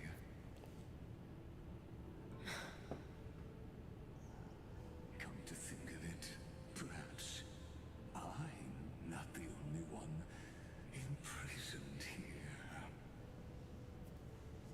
Your calm does stir the rage in me. As if the one paying the price here isn't you, but us. The ones who lost everything. Yeah, that's kind of his whole goal. That's only because I've waited 13 million lifetimes for my vision to be realized. Countless millennia. Loneliness never once showed me its fatal side. In fact, for a prisoner of the cave, it's more like an old friend. One that helps me think. But you're different, Dux Gladiorum. Loneliness has crept from the silent depths, sinking its claws into your mind. Bit by bit, it's Lygus is such a good villain. your part. Will you regress into one of those lost mad sirens? Oh, what a shame that would be. You're right, Lycurgus. Loyalty, curse, the fall of my kin, and this endless waiting. These shackles are too heavy for a fish that cannot perceive any light. I can't break free of the whirlpool that's pulling me under. Nor do I have the unwavering resolve to force myself to wait for that person's return, as everyone hoped for. Deliverer from beyond the sky, my executioner. How much longer? Bro, you're the one that till she arrives here? banished me. Or will she ever return? I don't know. And I doubt anyone does. Then what will you do?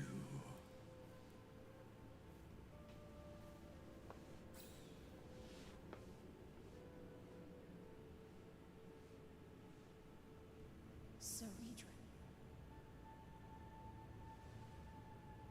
This will be the last time I carry out your decree.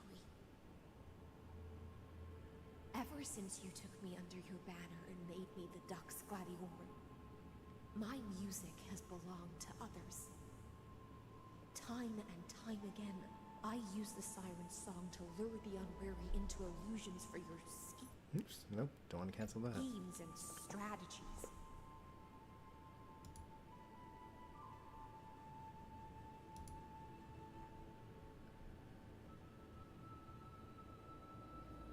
Game and Kirby, welcome on in. How's it going? Been a while since you've been here, but welcome back. Now, let the siren Electra sing for herself. Let me step into an endless dream of my own making.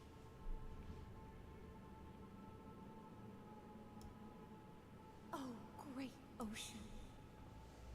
I offer you the rest of my clarity and my freedom, in exchange for the strength to stand against the nihility and honor the sacrifices of the fallen heroes.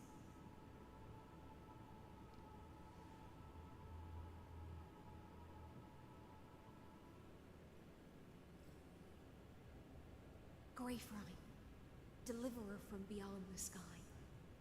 Oh, you're real old school. Smash When you 4? ride the current of time and find your way here, you'll hear my solo. It will guide you to the heart of this world. By then, I may still be lost in my self-wrought slumber, but I'll uphold my part of this long relay and guard the shackles that seal the Theoros.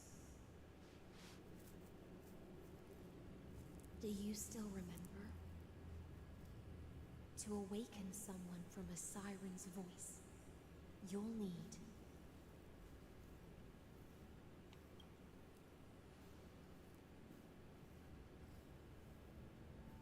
the gift I once gave you.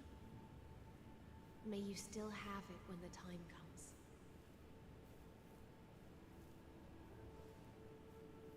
When you return, please pour that honey brew upon this grief.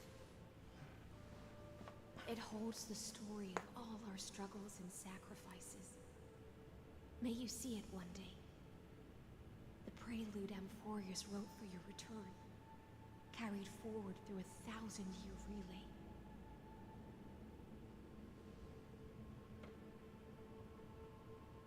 When your morning ends, I'll likely wake from my dream as well. Then, follow the trail of echoes and find me.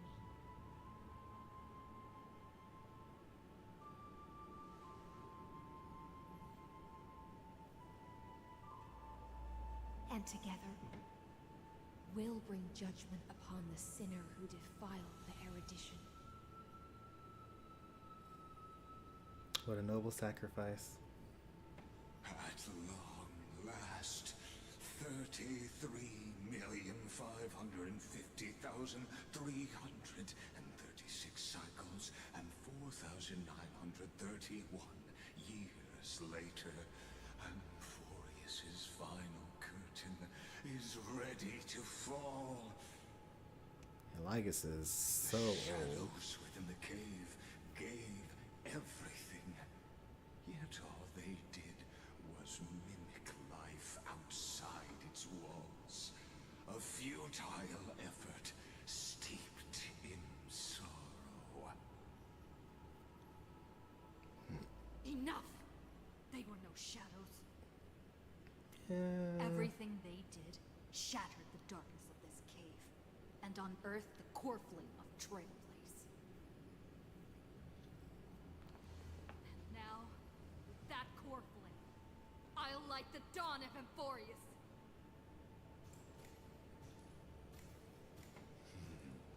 Do you still choose the will of the paths as your answer in the end? I do not agree with that answer, but I respect your tribute to them. Allow me to take back my earlier words. As an apology, and in the name of Theoros, who saw all destinies in this world, let me join you in mourning. Let us bid farewell to the heroes who sleep here. And then let us face each other and decide whose flame will rise with this new dawn. There's no way we actually fight Lygus here, right?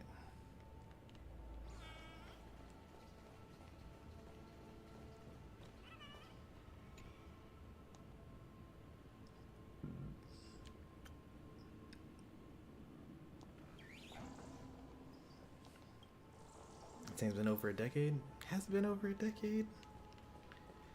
I know that my channel started over a decade ago, but back then I was just uploading like replays that were taken directly from the Wii U, because you used to be able, if you had a short enough replay, you could upload it to YouTube through your channel. I didn't start streaming until like 2017 though.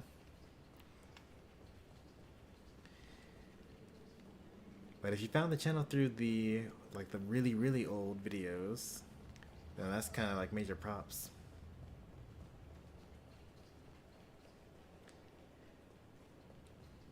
Yeah, Smash came out 2014, and then I started uploading videos in 2015 when they added that feature. I still play Ultimate. I got that on release day and play it like once or twice a week. No, let's be honest, it's more like once a week.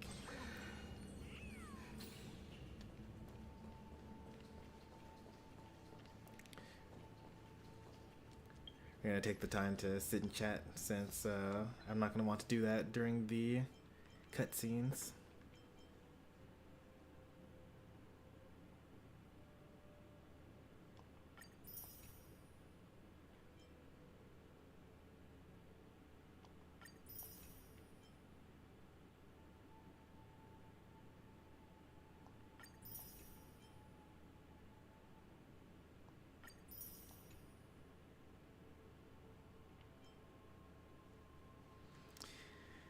You played right up until like mid-pandemic or so, 2020. That's reasonable.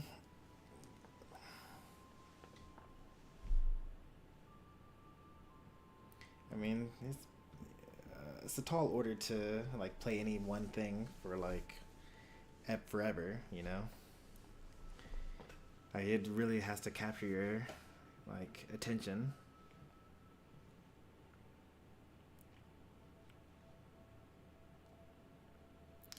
There have been plenty of times in the past where I was playing Smash daily, but I don't think that'll probably ever happen again. I mean, Smash Ultimate, I should say, because when the new Smash game comes out, there'll probably definitely be a period of time where I'm playing that daily until it cools off over time.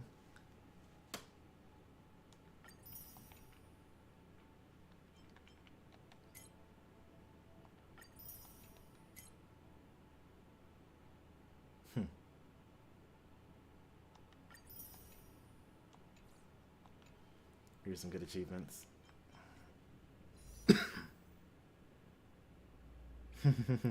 Burnout 3. I remember those old games. Well, actually, I don't know if Burnout 3 is old. I know that I played Burnout when that came out, like literally a million years ago.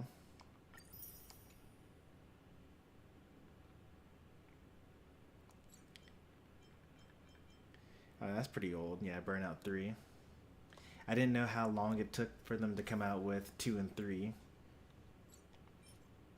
67, nice, okay.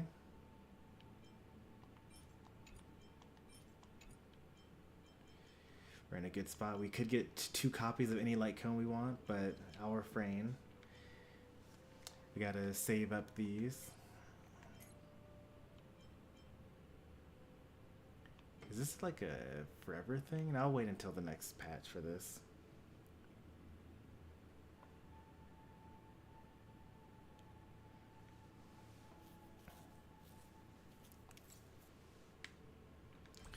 I don't think that we ever owned Burnout, but we rented it because that was a thing you could do back then.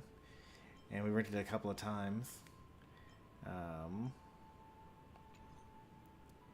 It's fun. Yeah, it's kind of like a little bit of racing, but like you can destroy the other cars instead. And part of the fun, like even if you lose and you like crash and burn and explode, it's still kind of fun to watch. Because it's all like cinematic and slow motion and very destructive. So it's pretty impressive when you make a game that's fun to lose at.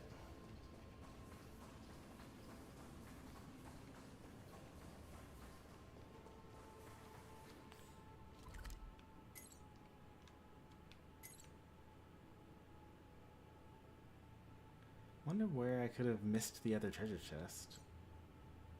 It's definitely not in here. Oh, it could be in here. Because I haven't... There was a whole section of the map that I wasn't allowed to go to. Because it was blocked off by dead bodies.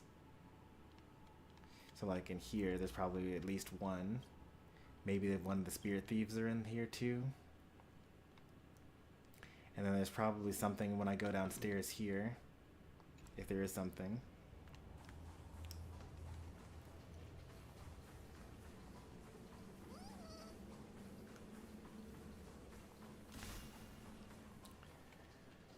Alright, let's go on with the story. Oh, there actually isn't something. I thought this was a stairwell to go down somewhere. Let's finish this thing here. Libate the heroes.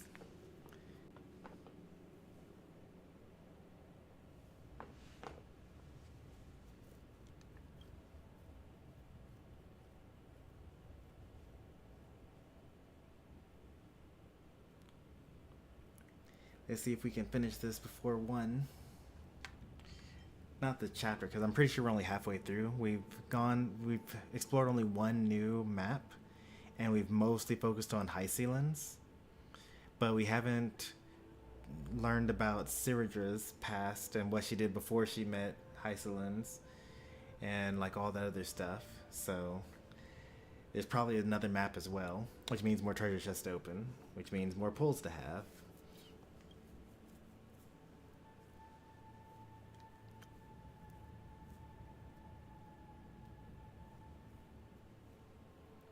So this person was 117.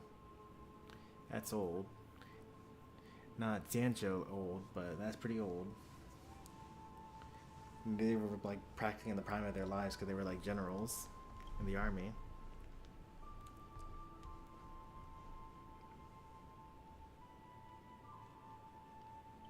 $111.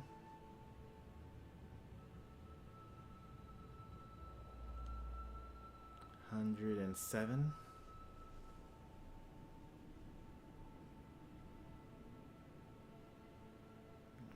156. Yeah.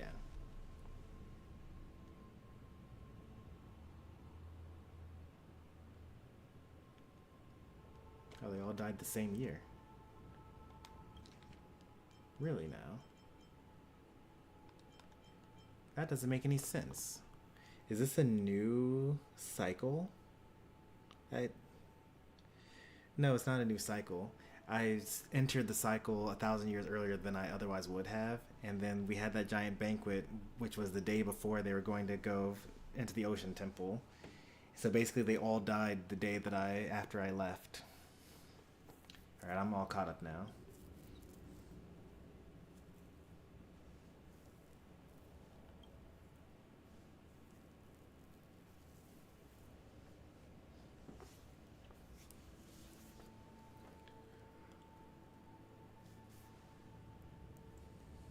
Virginia, Apollonius, Seneca, Labienus, Cyritra.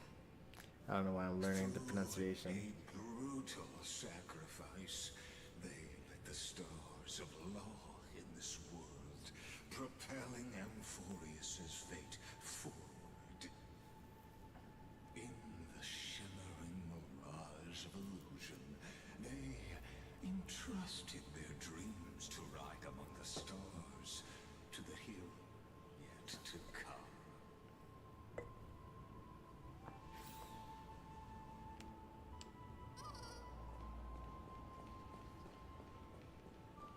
Well, it's gonna be like the demigods. It's gonna be rough.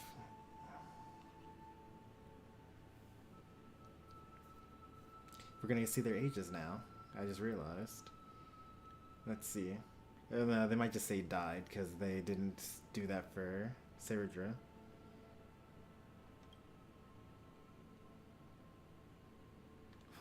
Born approximately 2,000 years before the light calendar system. Died 1 year later? That's interesting.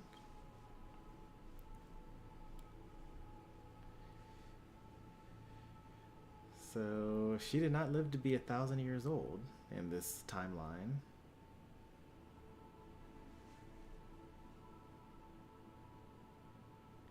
She was only 400? 350 even? Okay, so 350 for Aglaya. No known birth date. Fine, I guess. She could be any age. Okay. 113.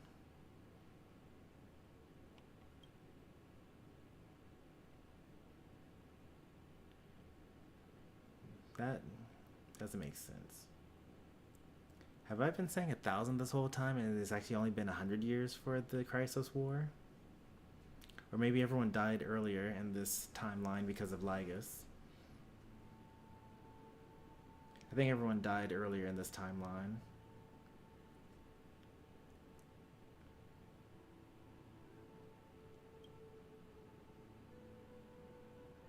I would have expected Cypher to be younger. No, she does make sense because she outlived Aglaia, and she was alive at the same time. I mean, she was young when Aglaia was like not yet a demigod, but so this makes sense. 600, wow. 500. 400. Really 300. So there was no Finan, there was no Cyrindra. And then Hysolins.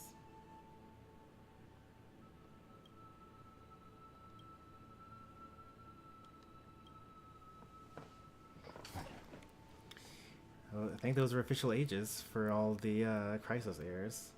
You know, well, you don't know because I don't remember it, but Trebios, Midimos, Castris, Anaxagoras, Cyphera, Hyacinthia.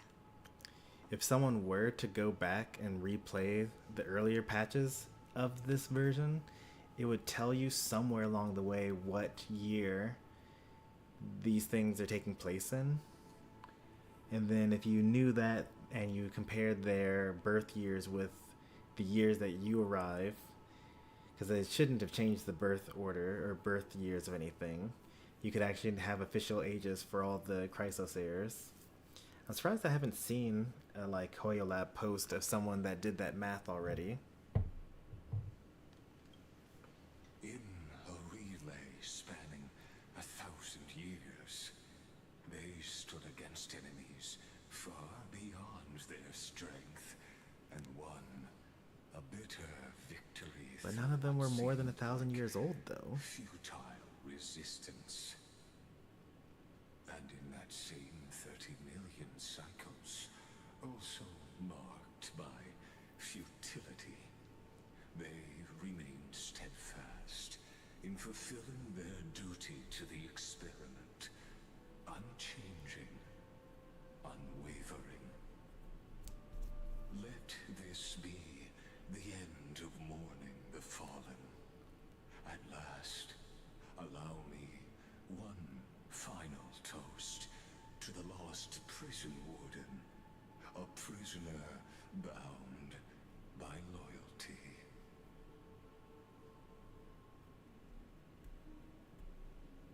That voice. Could it be? Bathed in the honeydew of Fagusa, she will awaken from her 1,000-year dream and sing the final song of her mission. Hysolins. This tombstone of the old world serves as the anchor of the siren's illusion, a sigil Electra used to bind herself. At the same time, it is the very thing I once proclaimed at the start of the show, a microcosm of Amphorius itself. A group of prisoners bound themselves in a cave, crowning their suffering with heroism. An epic staged with shadows and echoes. Now, destroy it. End the illusion. Theoros will take his leave for now. And when next we meet, that shall be the moment that decides the fate of Amphorius and the entire cosmos. Alright, it is 12:20 right now. The prison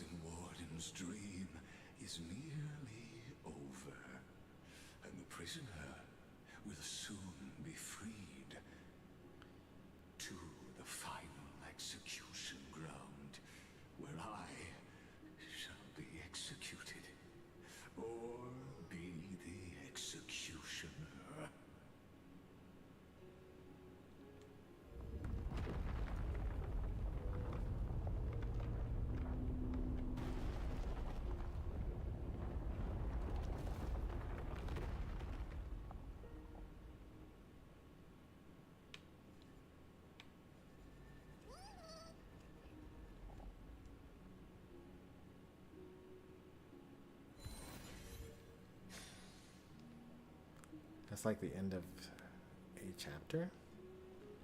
No, not quite. When I step in here, it will be. This world and I shall halt here. Until we meet again.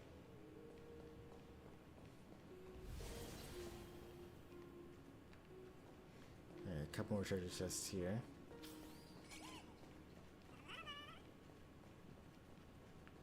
Alright, do we think that we were going to be able to beat the boss and then have a reasonable short cutscene with not too much dialogue and then be able to end by 1?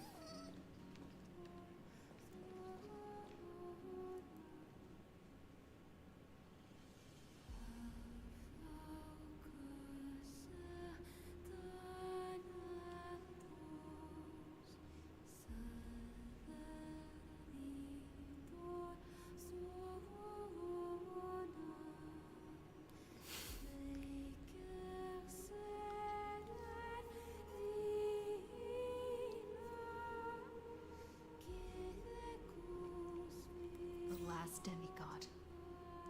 I'm here.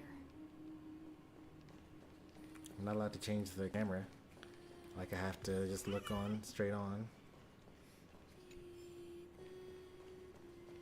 Would you put the odds at that? Yeah, there's no way. Okay, I'm able to change the camera now. Like I feel like we're gonna easily beat the boss. Especially if I swap to Hysolence herself to fight Hysolence, because I'm just strong against that boss.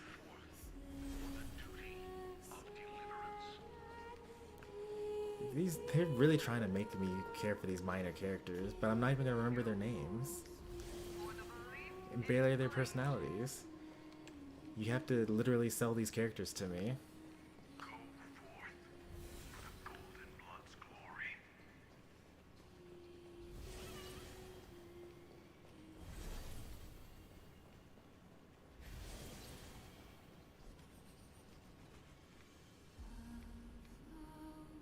So we're gonna beat this boss, and then hopefully it won't take too long after that.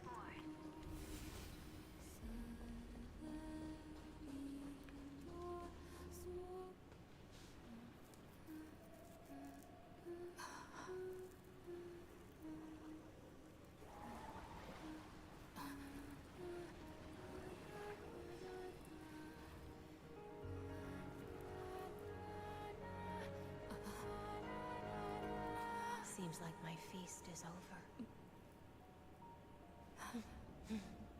It's now your turn to perform.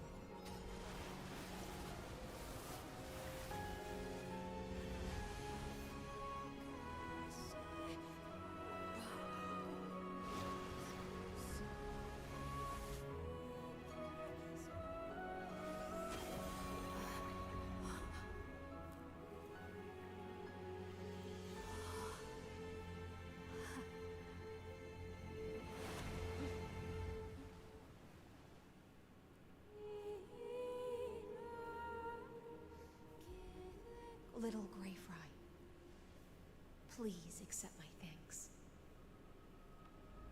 I was the only one left after the world was destroyed, and I maintained this lonesome feast with my songs. I have prayed to that lightless sea for centuries, hoping it would reply to me. Yet the emptiness never answered. Thankfully, you arrived as promised, and everyone's wait was not in vain.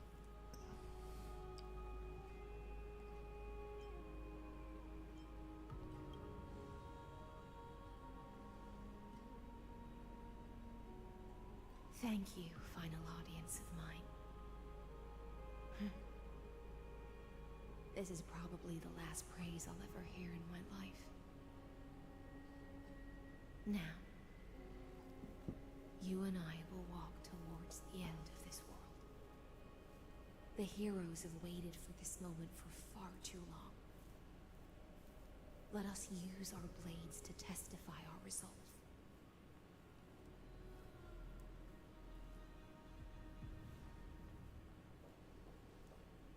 Oh, prisoner of the seas.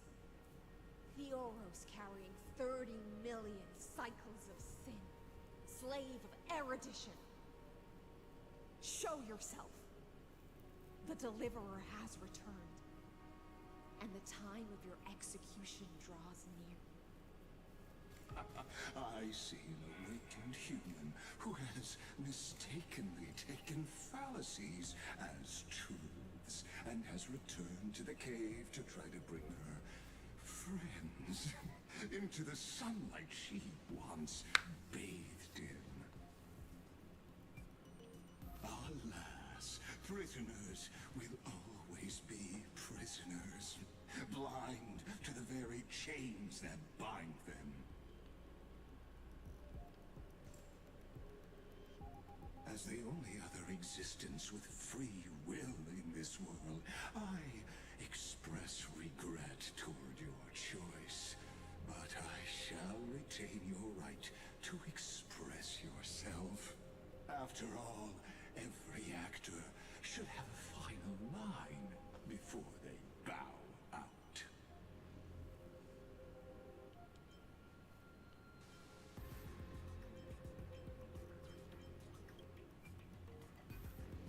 Trust me, this will be the final scene.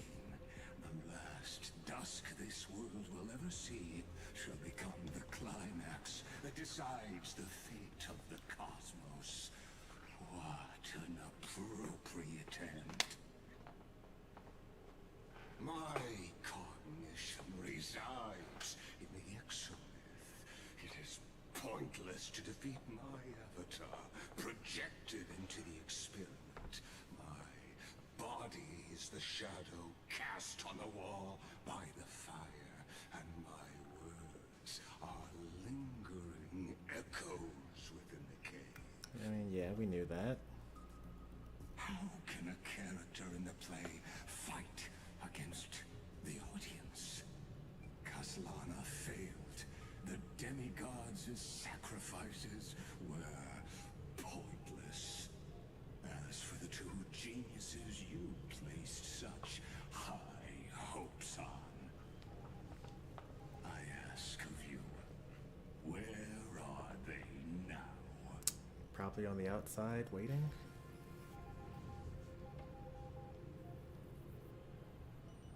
Confusion and epiphany always go hand in hand. That's particularly true for geniuses. Let's see what they've got here. They got the law. They've got the chalice. They've got... So that's strife and death. What's that third one? Strife, death, trickery. Yeah, trickery is the other one. And then these are earth, sky. So that's earth then, that fourth one. So earth, ocean, that's passage, law, and time. And then that's reason, world bearing, and love. So they have romance. They don't have passage yet, which is interesting. They should have had that by now since they would have had Tribby. But they have time. Well, Lygus is the demigod of time in this cycle for some reason.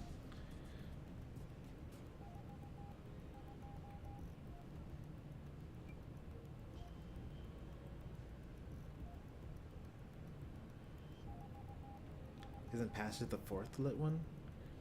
I thought that it was sorted by, so the three, I think it's 3 calamities, 3 creation, 3, I don't know, human feels, and then 3 fates. So that's strife, trickery, and death, followed by what I think is earth, ocean, and sky, followed by world bearing, romance, reason, and then that has to be time, law, passage.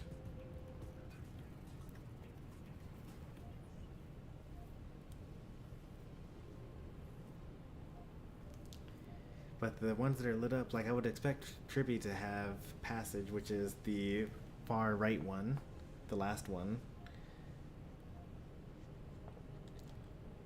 Other than that, this all makes sense. Anaxa has Reason. Strike one is there. Oh, the last one is Time? Okay.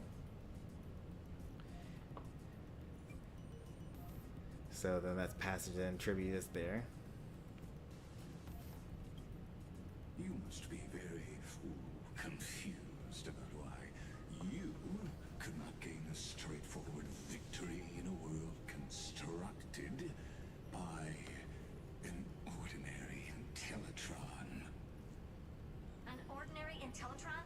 Cut the pretense, Senior Society member. We've torn off your meticulous mask and figured out Amphorius's true form. It's part of the primordial prototype machine, the first scepter ever created. In other words, a detached part of Noos's divine corpus.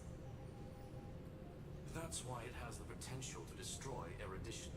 As for who would be able to control the Ionic system to rewrite knowledge, only one person has ever managed such a feat. You better have an explanation for the society. We want an actual answer, not another prolonged metaphor to cover up the truth. He even talks to hurt his ear off. That's hilarious. Why are you the one doing this? Answer me. Endgame has already spoiled me to Lygus's true nature, but I'll give you two irrational answer purely as a courtesy to I'll let it play out. posterity. The answer is obvious, so there's no need to say that name out loud. The cosmos made a mistake in calling me a genius. I do not possess more wisdom than those who came after me. I was just the first to touch upon the universe's border, and the first to define the prime mover of life with incorrect logic. That's what's it called? What I was talking about to Pancho not too long ago. The universe's border, the imaginary tree theory. The fact that, you know, the imaginary tree is the nexus of all Honkai stories.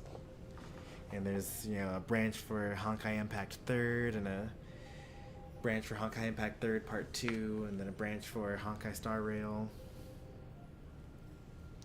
And in theory, also Genshin Impact. I don't actually know if they're really part of the imaginary tree. But they have a lot of the same characters in that game as they do in all the regular Honkai games.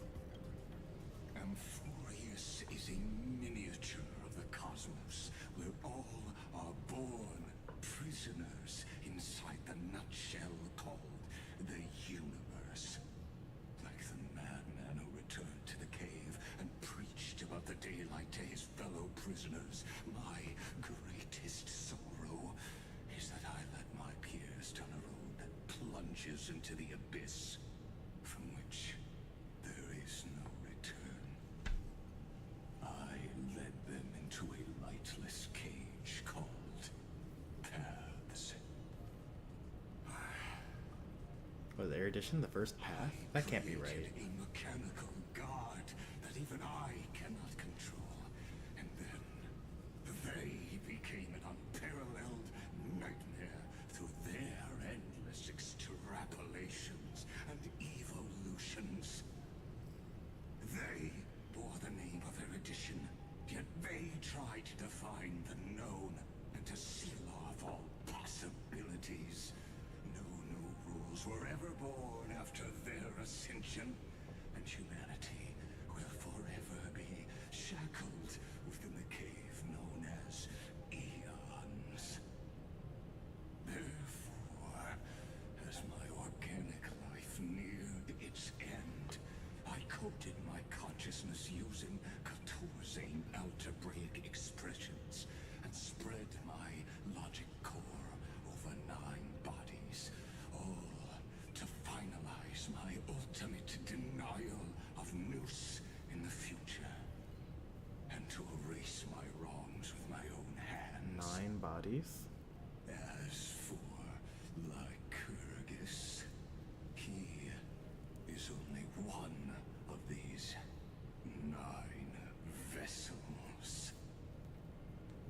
astounding strength of will.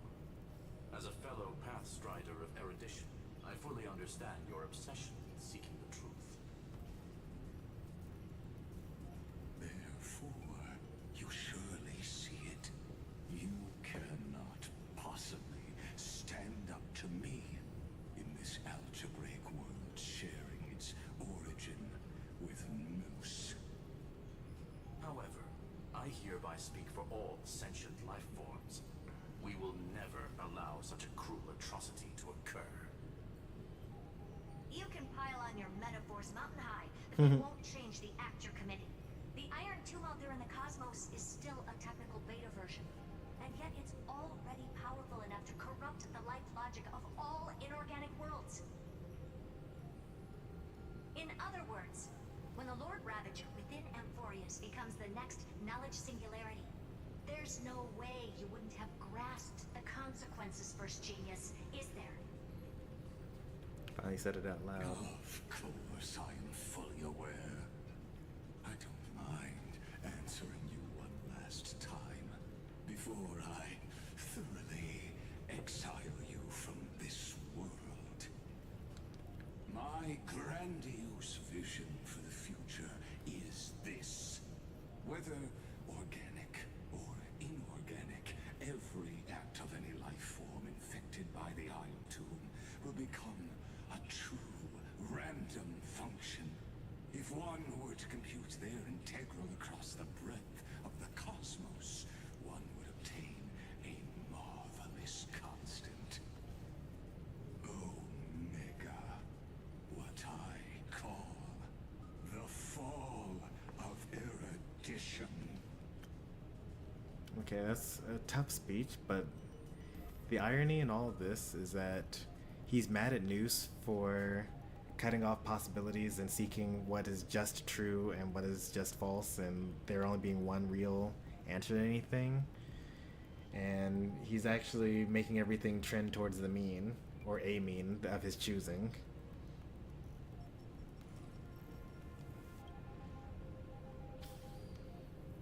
Then, within the infinity nurtured by that constant, a new universe shall bud in the chaos.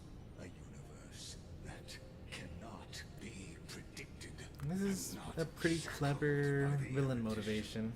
He's upset about the fact that knowledge exists, and he's going to make it so that you can't know anything. Blind back onto the right path and reach true sunlight. Do you understand me now? As Kaziana stated, destruction is not the process, but the outcome. It is revolution through complete annihilation and the grand rebirth. It's 12:40. It's been 20 minutes and we haven't even gotten to the boss. He's just talking before we even fight them.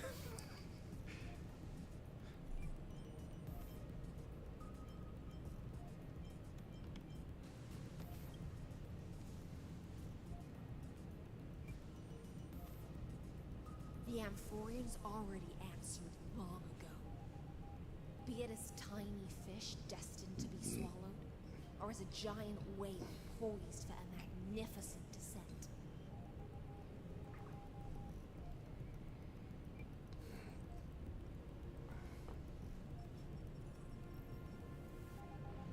We will all fight against fate till our last breath. That includes me, Electra. Once the Imperator's subject, now the Deliverer's blade. Mouth flaps. That's okay. Oh, such noble chivalry. Admirable. I will also show my true self to you on this momentous occasion as a gesture of respect. And provide an insignificant academic suggestion. And give up. Thus speaks Genius Society number 1. Xandar 1 Kuwabara.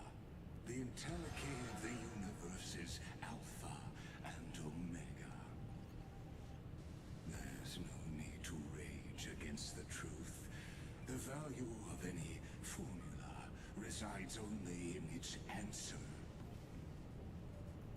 As for the process of solving it, no matter how elegant, violent, solemn, or humorous, it is all utterly meaningless.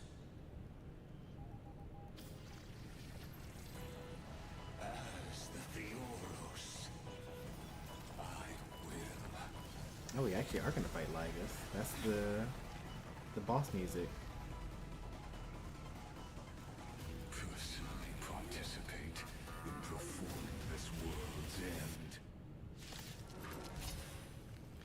Remember this, as Gnosis Creator, I know more about the death of knowledge than they ever will. Careful. This is Lygus's true form. Right! Investing in victory means playing the long game!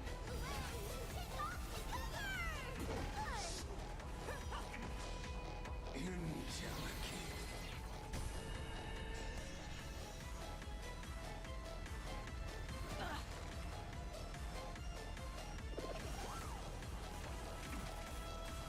The stench of evil. Oh, I know so much about this boss already.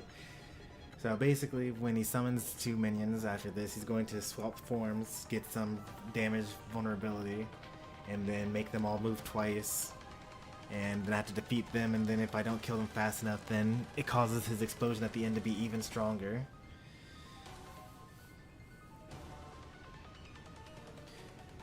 Yeah, all the endgame modes, he was in like everything. He's been in Pure Fiction, Memory of Chaos, he's been in Anomaly Arbitration. So I've known that Lygus is Xandar for a while. But it's kind of interesting. Even no matter how many spoilers you end up getting in this game, there's always like finer details that somehow don't make it into the leaks. Like the fact that this is only 1/9 of Xandar. So like I thought it was the original Xandar, but it actually isn't. It's actually Xandar who on his death programmed his consciousness into 9 different vessels, this being one of them. So we could be fighting Xandar for like, you know, the rest of the story even.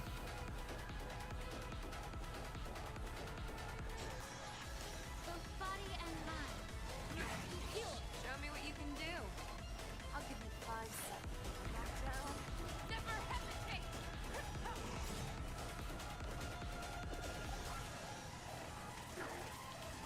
Too slow. Easy, Rambi. Easy. Still no repainting? We should go ahead and just use all this stuff.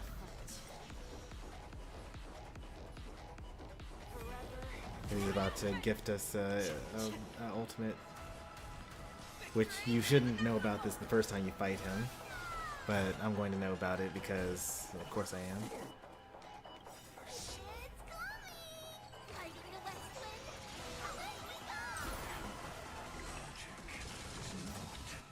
go! Oh no, I was too slow. That's okay, we ended up not actually using the thing. Shackles. Allow me to shatter them for you.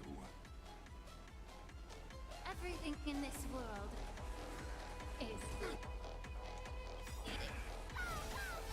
The market is unpredictable. Right!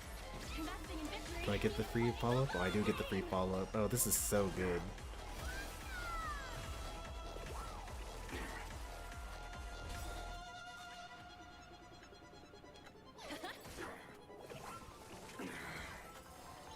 The destruction needs no introduction. Let us skip those boring inferences. Forever triumphant! Victory is inevitable! Mountain command. Tribby hasn't even had a turn yet. She's not gonna get a turn.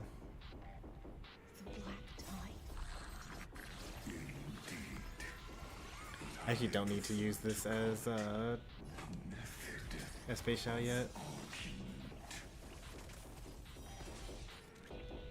Because I have a special ultimate.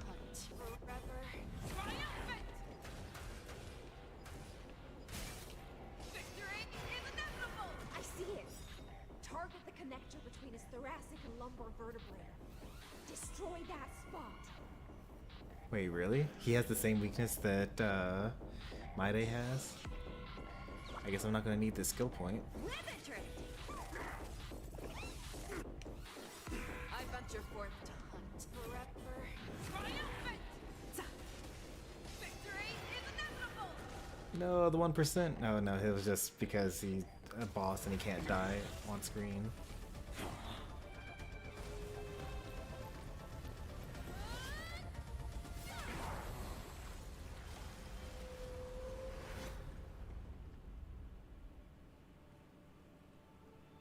Doesn't matter, that was just his avatar. He could come in with like 5 million of them if he wanted to.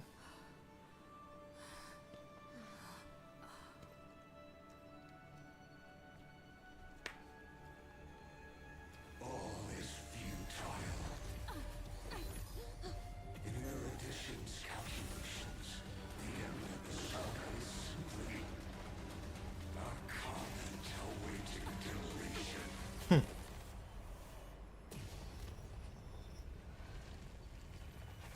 I don't like such a cold statement, okay? If numbers can decide the end of a story, then we can surely also pen a new beginning.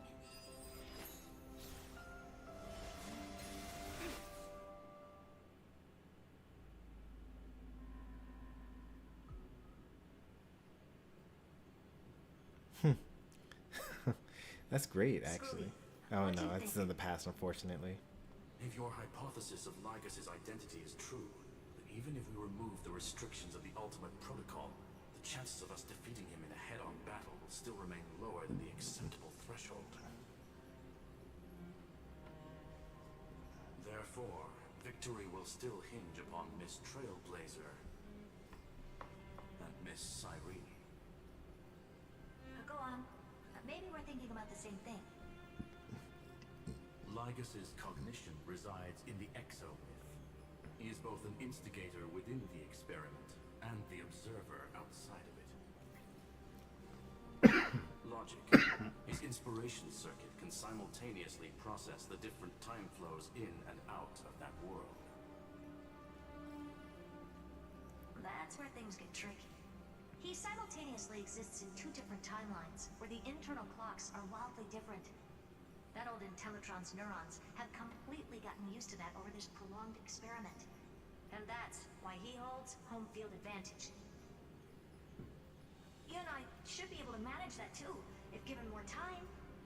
Unfortunately, there's no if, and we don't have more time. That's why we need to change our way of thinking and turn his advantage into a weakness. The key lies in memories, right? Oh? You caught on quick. You've already mentioned my friend and I, so it's an easy connection to make, no? My intuition has always been very on point. Heard her complimenting Now cut to the Cyrene. chase. Since his thinking speed far exceeds that of normal people within Amphorius, we are going to externally plant a memory into his inspiration circuit. Then, command it to loop endlessly until he gives in. Even the most flexible and sturdy inspiration circuit cannot withstand the traffic of a full-on information flood. When the amount of information exceeds his cognition filter's capacities, he will have no choice but to focus on processing this memory. That's when the parallel processing advantage he gained via Amphorius will completely destroy him. An image from a person's memory played in real time might only be a second for us. But for him in Amphorian time, it could be millions, or even billions of calculations. He won't be able to do anything but watch as he's locked into this prison forged by memories. Then we can entrap him in the same kind of cycle as the heroes were in, and get him to experience loneliness and pain in that endless recurrence. It's my greatest honor to be on the same page as the geniuses. That little one is still in that old Infinitron's hands. It won't be able to respond to us anytime soon. But I don't think she'd refuse. So it's up to you to figure out how to execute this plan. I'm not sure how this happened, but I knew it as soon as I saw you. You are currently a mimetic entity of the Remembrance. Yes, I seem to be something you folks beyond the sky call a memo sprite. But that's fine by me. It suits me perfectly. I can serve as the vessel of memories, and do my part for the final battle. But before that, we have to tell you. The path characteristic you exhibit is very special. There's no way you're just a simple memo sprite. However, I'm sure about one thing. You are a mimetic entity born in Amphorius. Yet you only awakened with the little one's arrival, and only matured as she embarked on the path of remembrance. That means your existence is completely attached to her memories. If there ever comes a day when she forgets about you for even a few seconds, or loses her last connection with Amphorius, Well, cease to then exist. you must be prepared for the worst. You will disappear in the memory zone, utterly gone, without even a single line of data to remember you by. But that's already happened, hasn't it? No wonder I've always had a weird hunch. But that also means I was right in thinking. As long as my friend and I are together, we can do anything.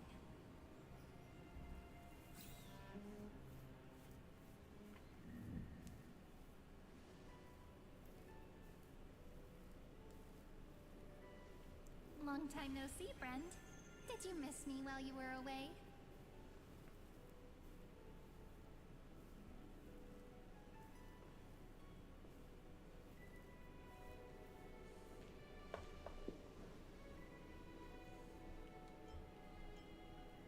I didn't miss you. I had more important things to think about. And then she just disappears immediately in front of your eyes.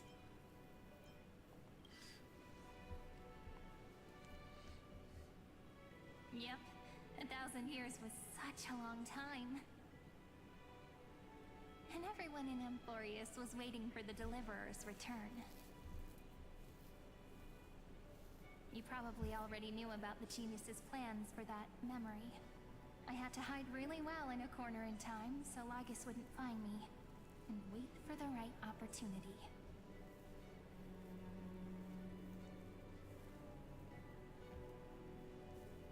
Which is now. The moment when his manifestation in this world is destroyed, and his twin timelines are intersecting.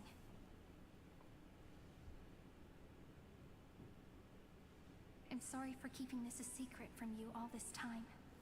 I'll tell you the entire, unedited story of this millennium as an apology after this is all over. This could be like a Trailblaze continuance where you go through the story. Let's join hands and complete the final step with the power of the remembrance.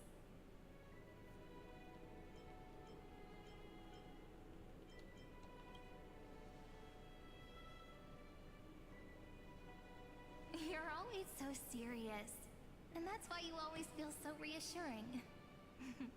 By the way, speaking of joining hands,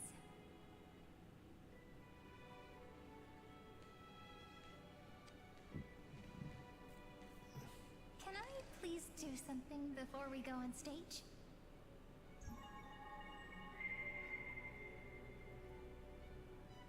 Remember the joke we made back at the Grove? I do not. Look. Aren't my hands pretty now? What a fascinating feeling. Like countless memories all swelling up at once. I have no idea what joke What at the about Grove she's you? talking about. What did you feel when we touched each other?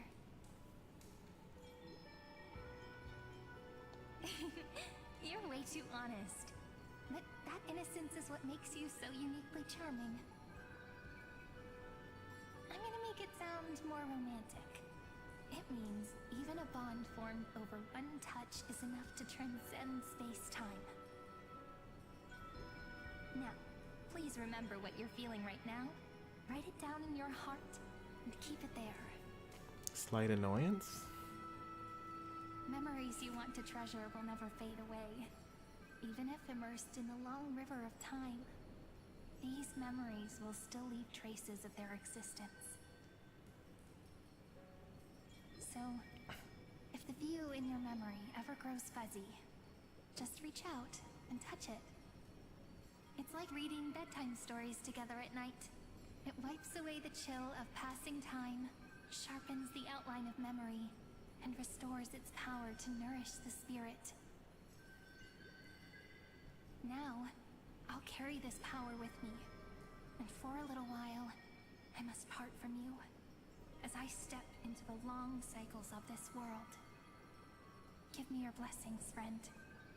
Then, let that bright future be, as we have written. Then, I'll leave it to you.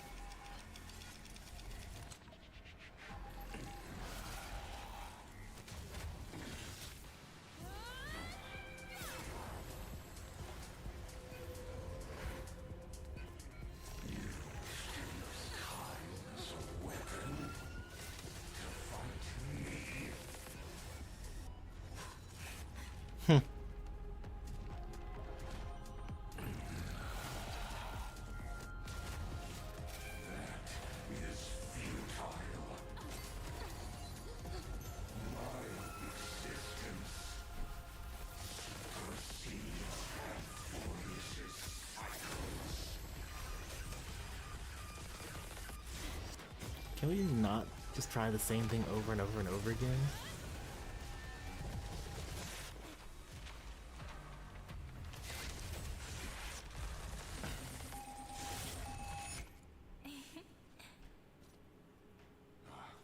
All plays are like this. Once you're on the stage, it's hard to return to the audience. Welcome to our story. How does it feel?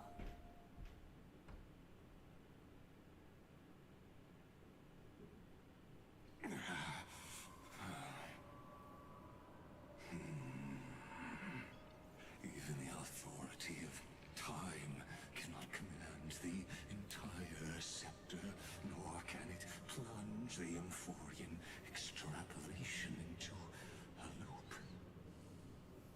If this was no system function, then was I implanted with a mimetic entity of the remembrance? You guessed it right away. As expected from someone people call the first genius. I'm gonna keep doing what I just did if you don't stop, you know? My friend and I won't allow you to leave this memory, no matter what happens. Which means you are now trapped, Lord Xandar. An elegant idea, and an exquisite execution. Regrettably, it is you who are restrained by time, not me. Know that patience is my greatest weapon. Waiting and victory are the same for me. You will crumble before I do in this moment stretched out to an eternity, just like Lana will. Yet all I need to do is to wait, as yet another futile bug falls down.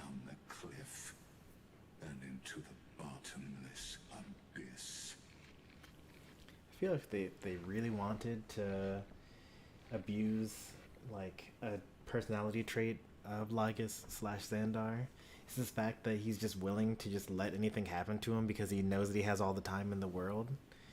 So like, if you could trick him into thinking like, oh, you have to wait here, but really we're like messing with the black tide and the systems and all this other stuff somewhere else, he would probably just let it happen. Because he would just be like, oh, I'm definitely assured victory, so I'm just gonna, like, stand here and wait. Now I'm a pink bug? My looks are seriously changing all the time. But you're not wrong. We're definitely not gonna solve the problem if we just put you in another prison. So that's why we never wanted to do that in the first place.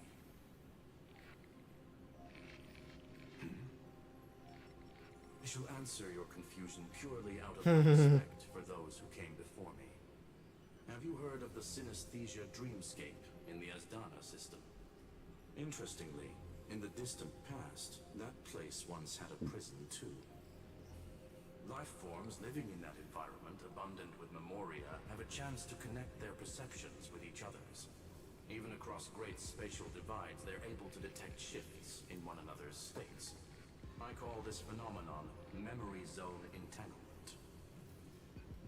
In Asdana, people made use of that phenomenon to build a nation within a dream.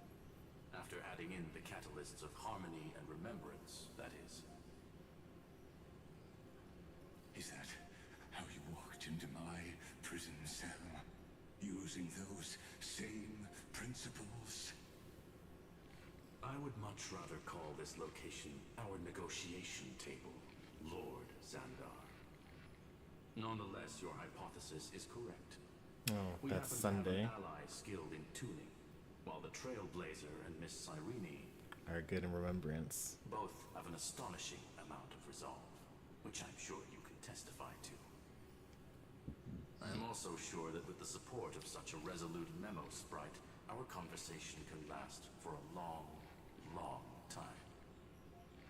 I'm the best at listening to stories, you know? I'll leave the exciting clash of the erudition to you two geniuses. A brainstorm? I like it. And it's 2 against 1?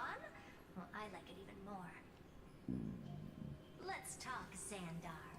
Take a guess. How much do you reckon we can dig out of your brain before the next second? And how many ways can we find to deal with you? Besides, in your current predicament, there's no way you can take our trump card away.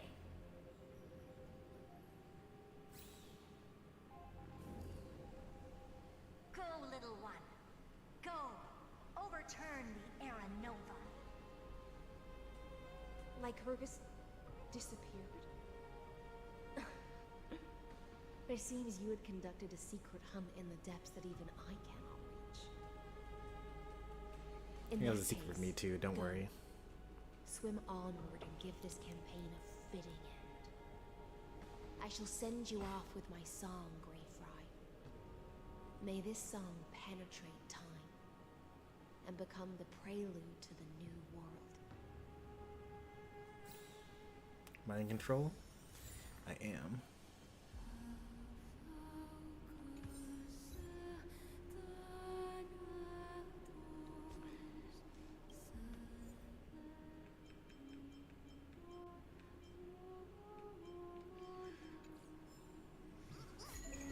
Hi, this is Toka speaking.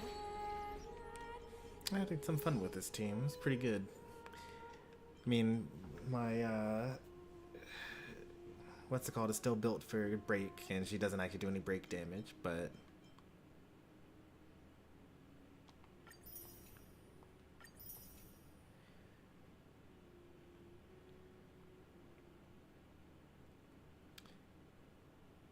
I feel like all we have to do is just talk to this thing and it'll be done, and we'll be on 3.6. But can I even risk that? It's like 105 already.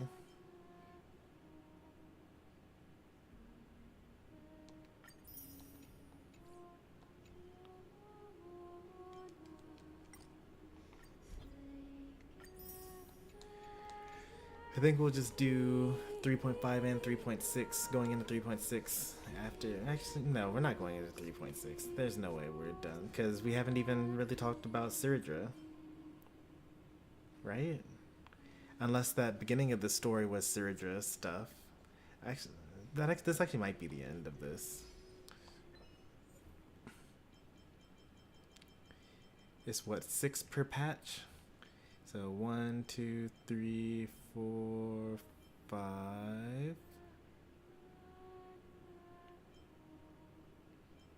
Now this is 1, 2, 3, 4. So 1, 2, 3, 4. 1, 2, 3, 4. 1, 2, 3, 4. 1, 2, 3, 4. 1, 2, 3, 4. So we're actually already at the end of 3.5 then. We're not going to get another achievement. It would be so smooth to just like go through this.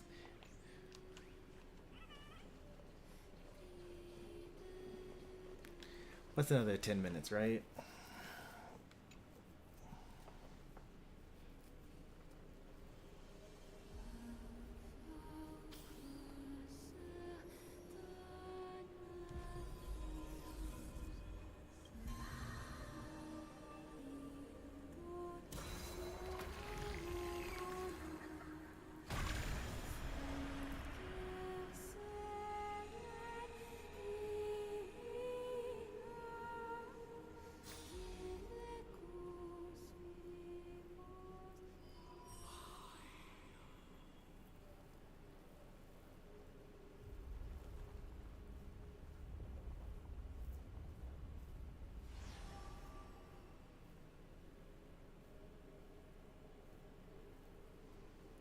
See you in the next one.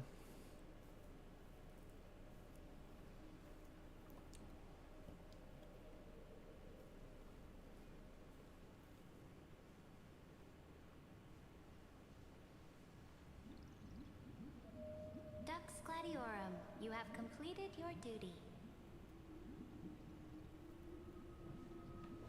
A new dawn is about to rise. Why not swim towards it?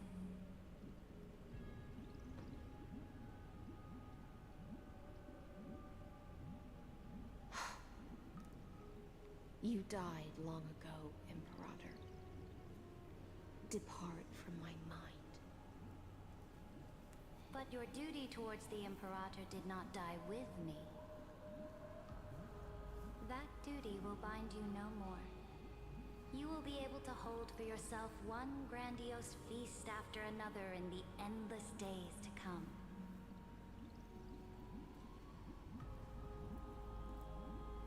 So go. Go and swim towards that ocean beyond the sky with the Deliverer.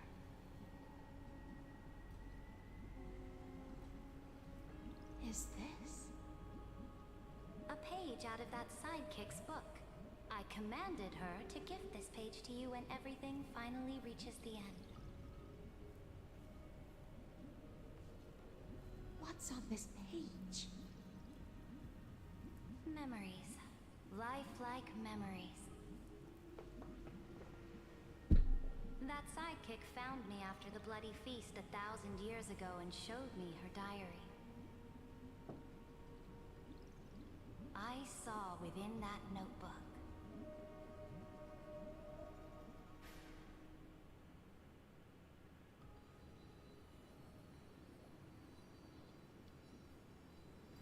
Is this that Deliverer's experience? It's truly immersive. People beyond the sky apparently utilize this power to seal past scenery into crystals they call light cones. But I only know so much about the remembrance, so I can't completely replicate the past. But I'll do my best to talk about the missing parts. I'm all ears. Go on then. Do your best. But if your chatter gets too boring, or if I deem it offensive, then law will become forever beyond your reach. Got it. I'm sure you'll find this to your liking. After all, It's human nature to want to embark on a journey into the unknown.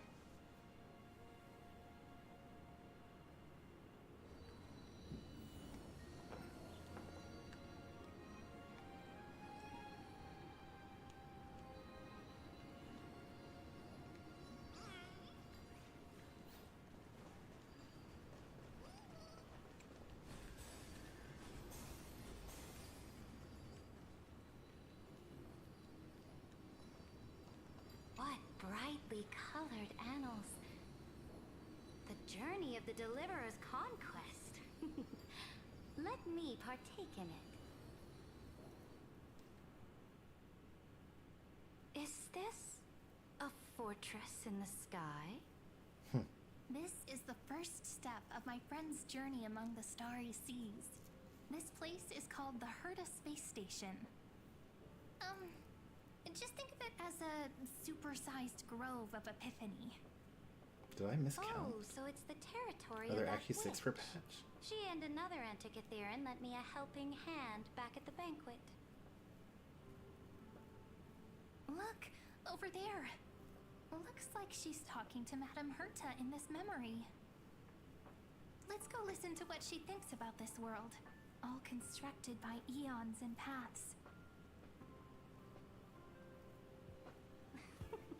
Are you telling me that woman is Herta?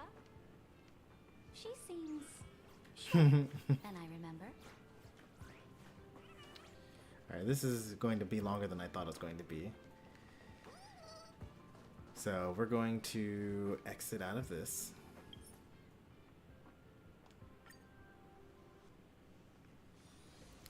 And when we re-enter, Silent mode activated. we will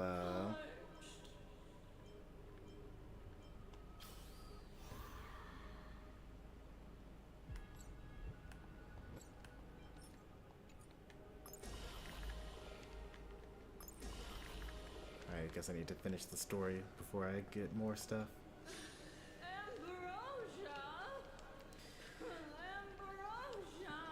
Yeah, I'm gonna try to get like 4 streams in a week. 2 Star Rail, 1 Unite, 1 something else. So this was the first of the week. We'll see how the rest of the week goes. That's the plan for now, at least. And then if I do any extra after that, then it could be kind of anything. But this has been really enjoyable. I've been really liking the story. We got the Xandar reveal finally in the story. Last stream, we were introduced to Evernight for the first time. So there's a lot going on. It's pretty good. We tried out some combat. We did some puzzles. We got some more treasures to do later on off stream.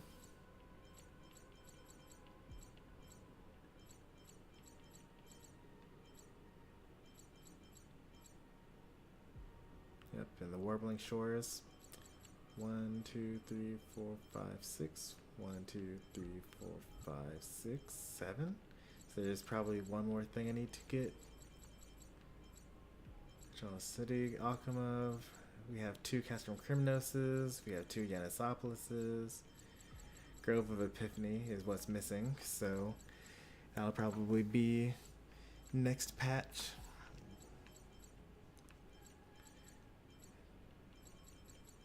I have Twilight, Styxia, Dawncloud. Yep. One more map to get. 1, 2, 3, 4, 5, 6, 7, 14, 15. That's kind of weird. 15 plus the Vortex of Genesis. You would think it would have added up to 13, but ah well. Anyway, we'll be back some other time. If you enjoyed the stream, be sure to leave a like. If you want to see more from me, be sure to subscribe. More Star Rail story to come. Unite over the weekend, and then I'll figure out what I'm going to play on the day that's not Star Rail. But thanks for watching. I'll see you next time. Take care, and goodbye.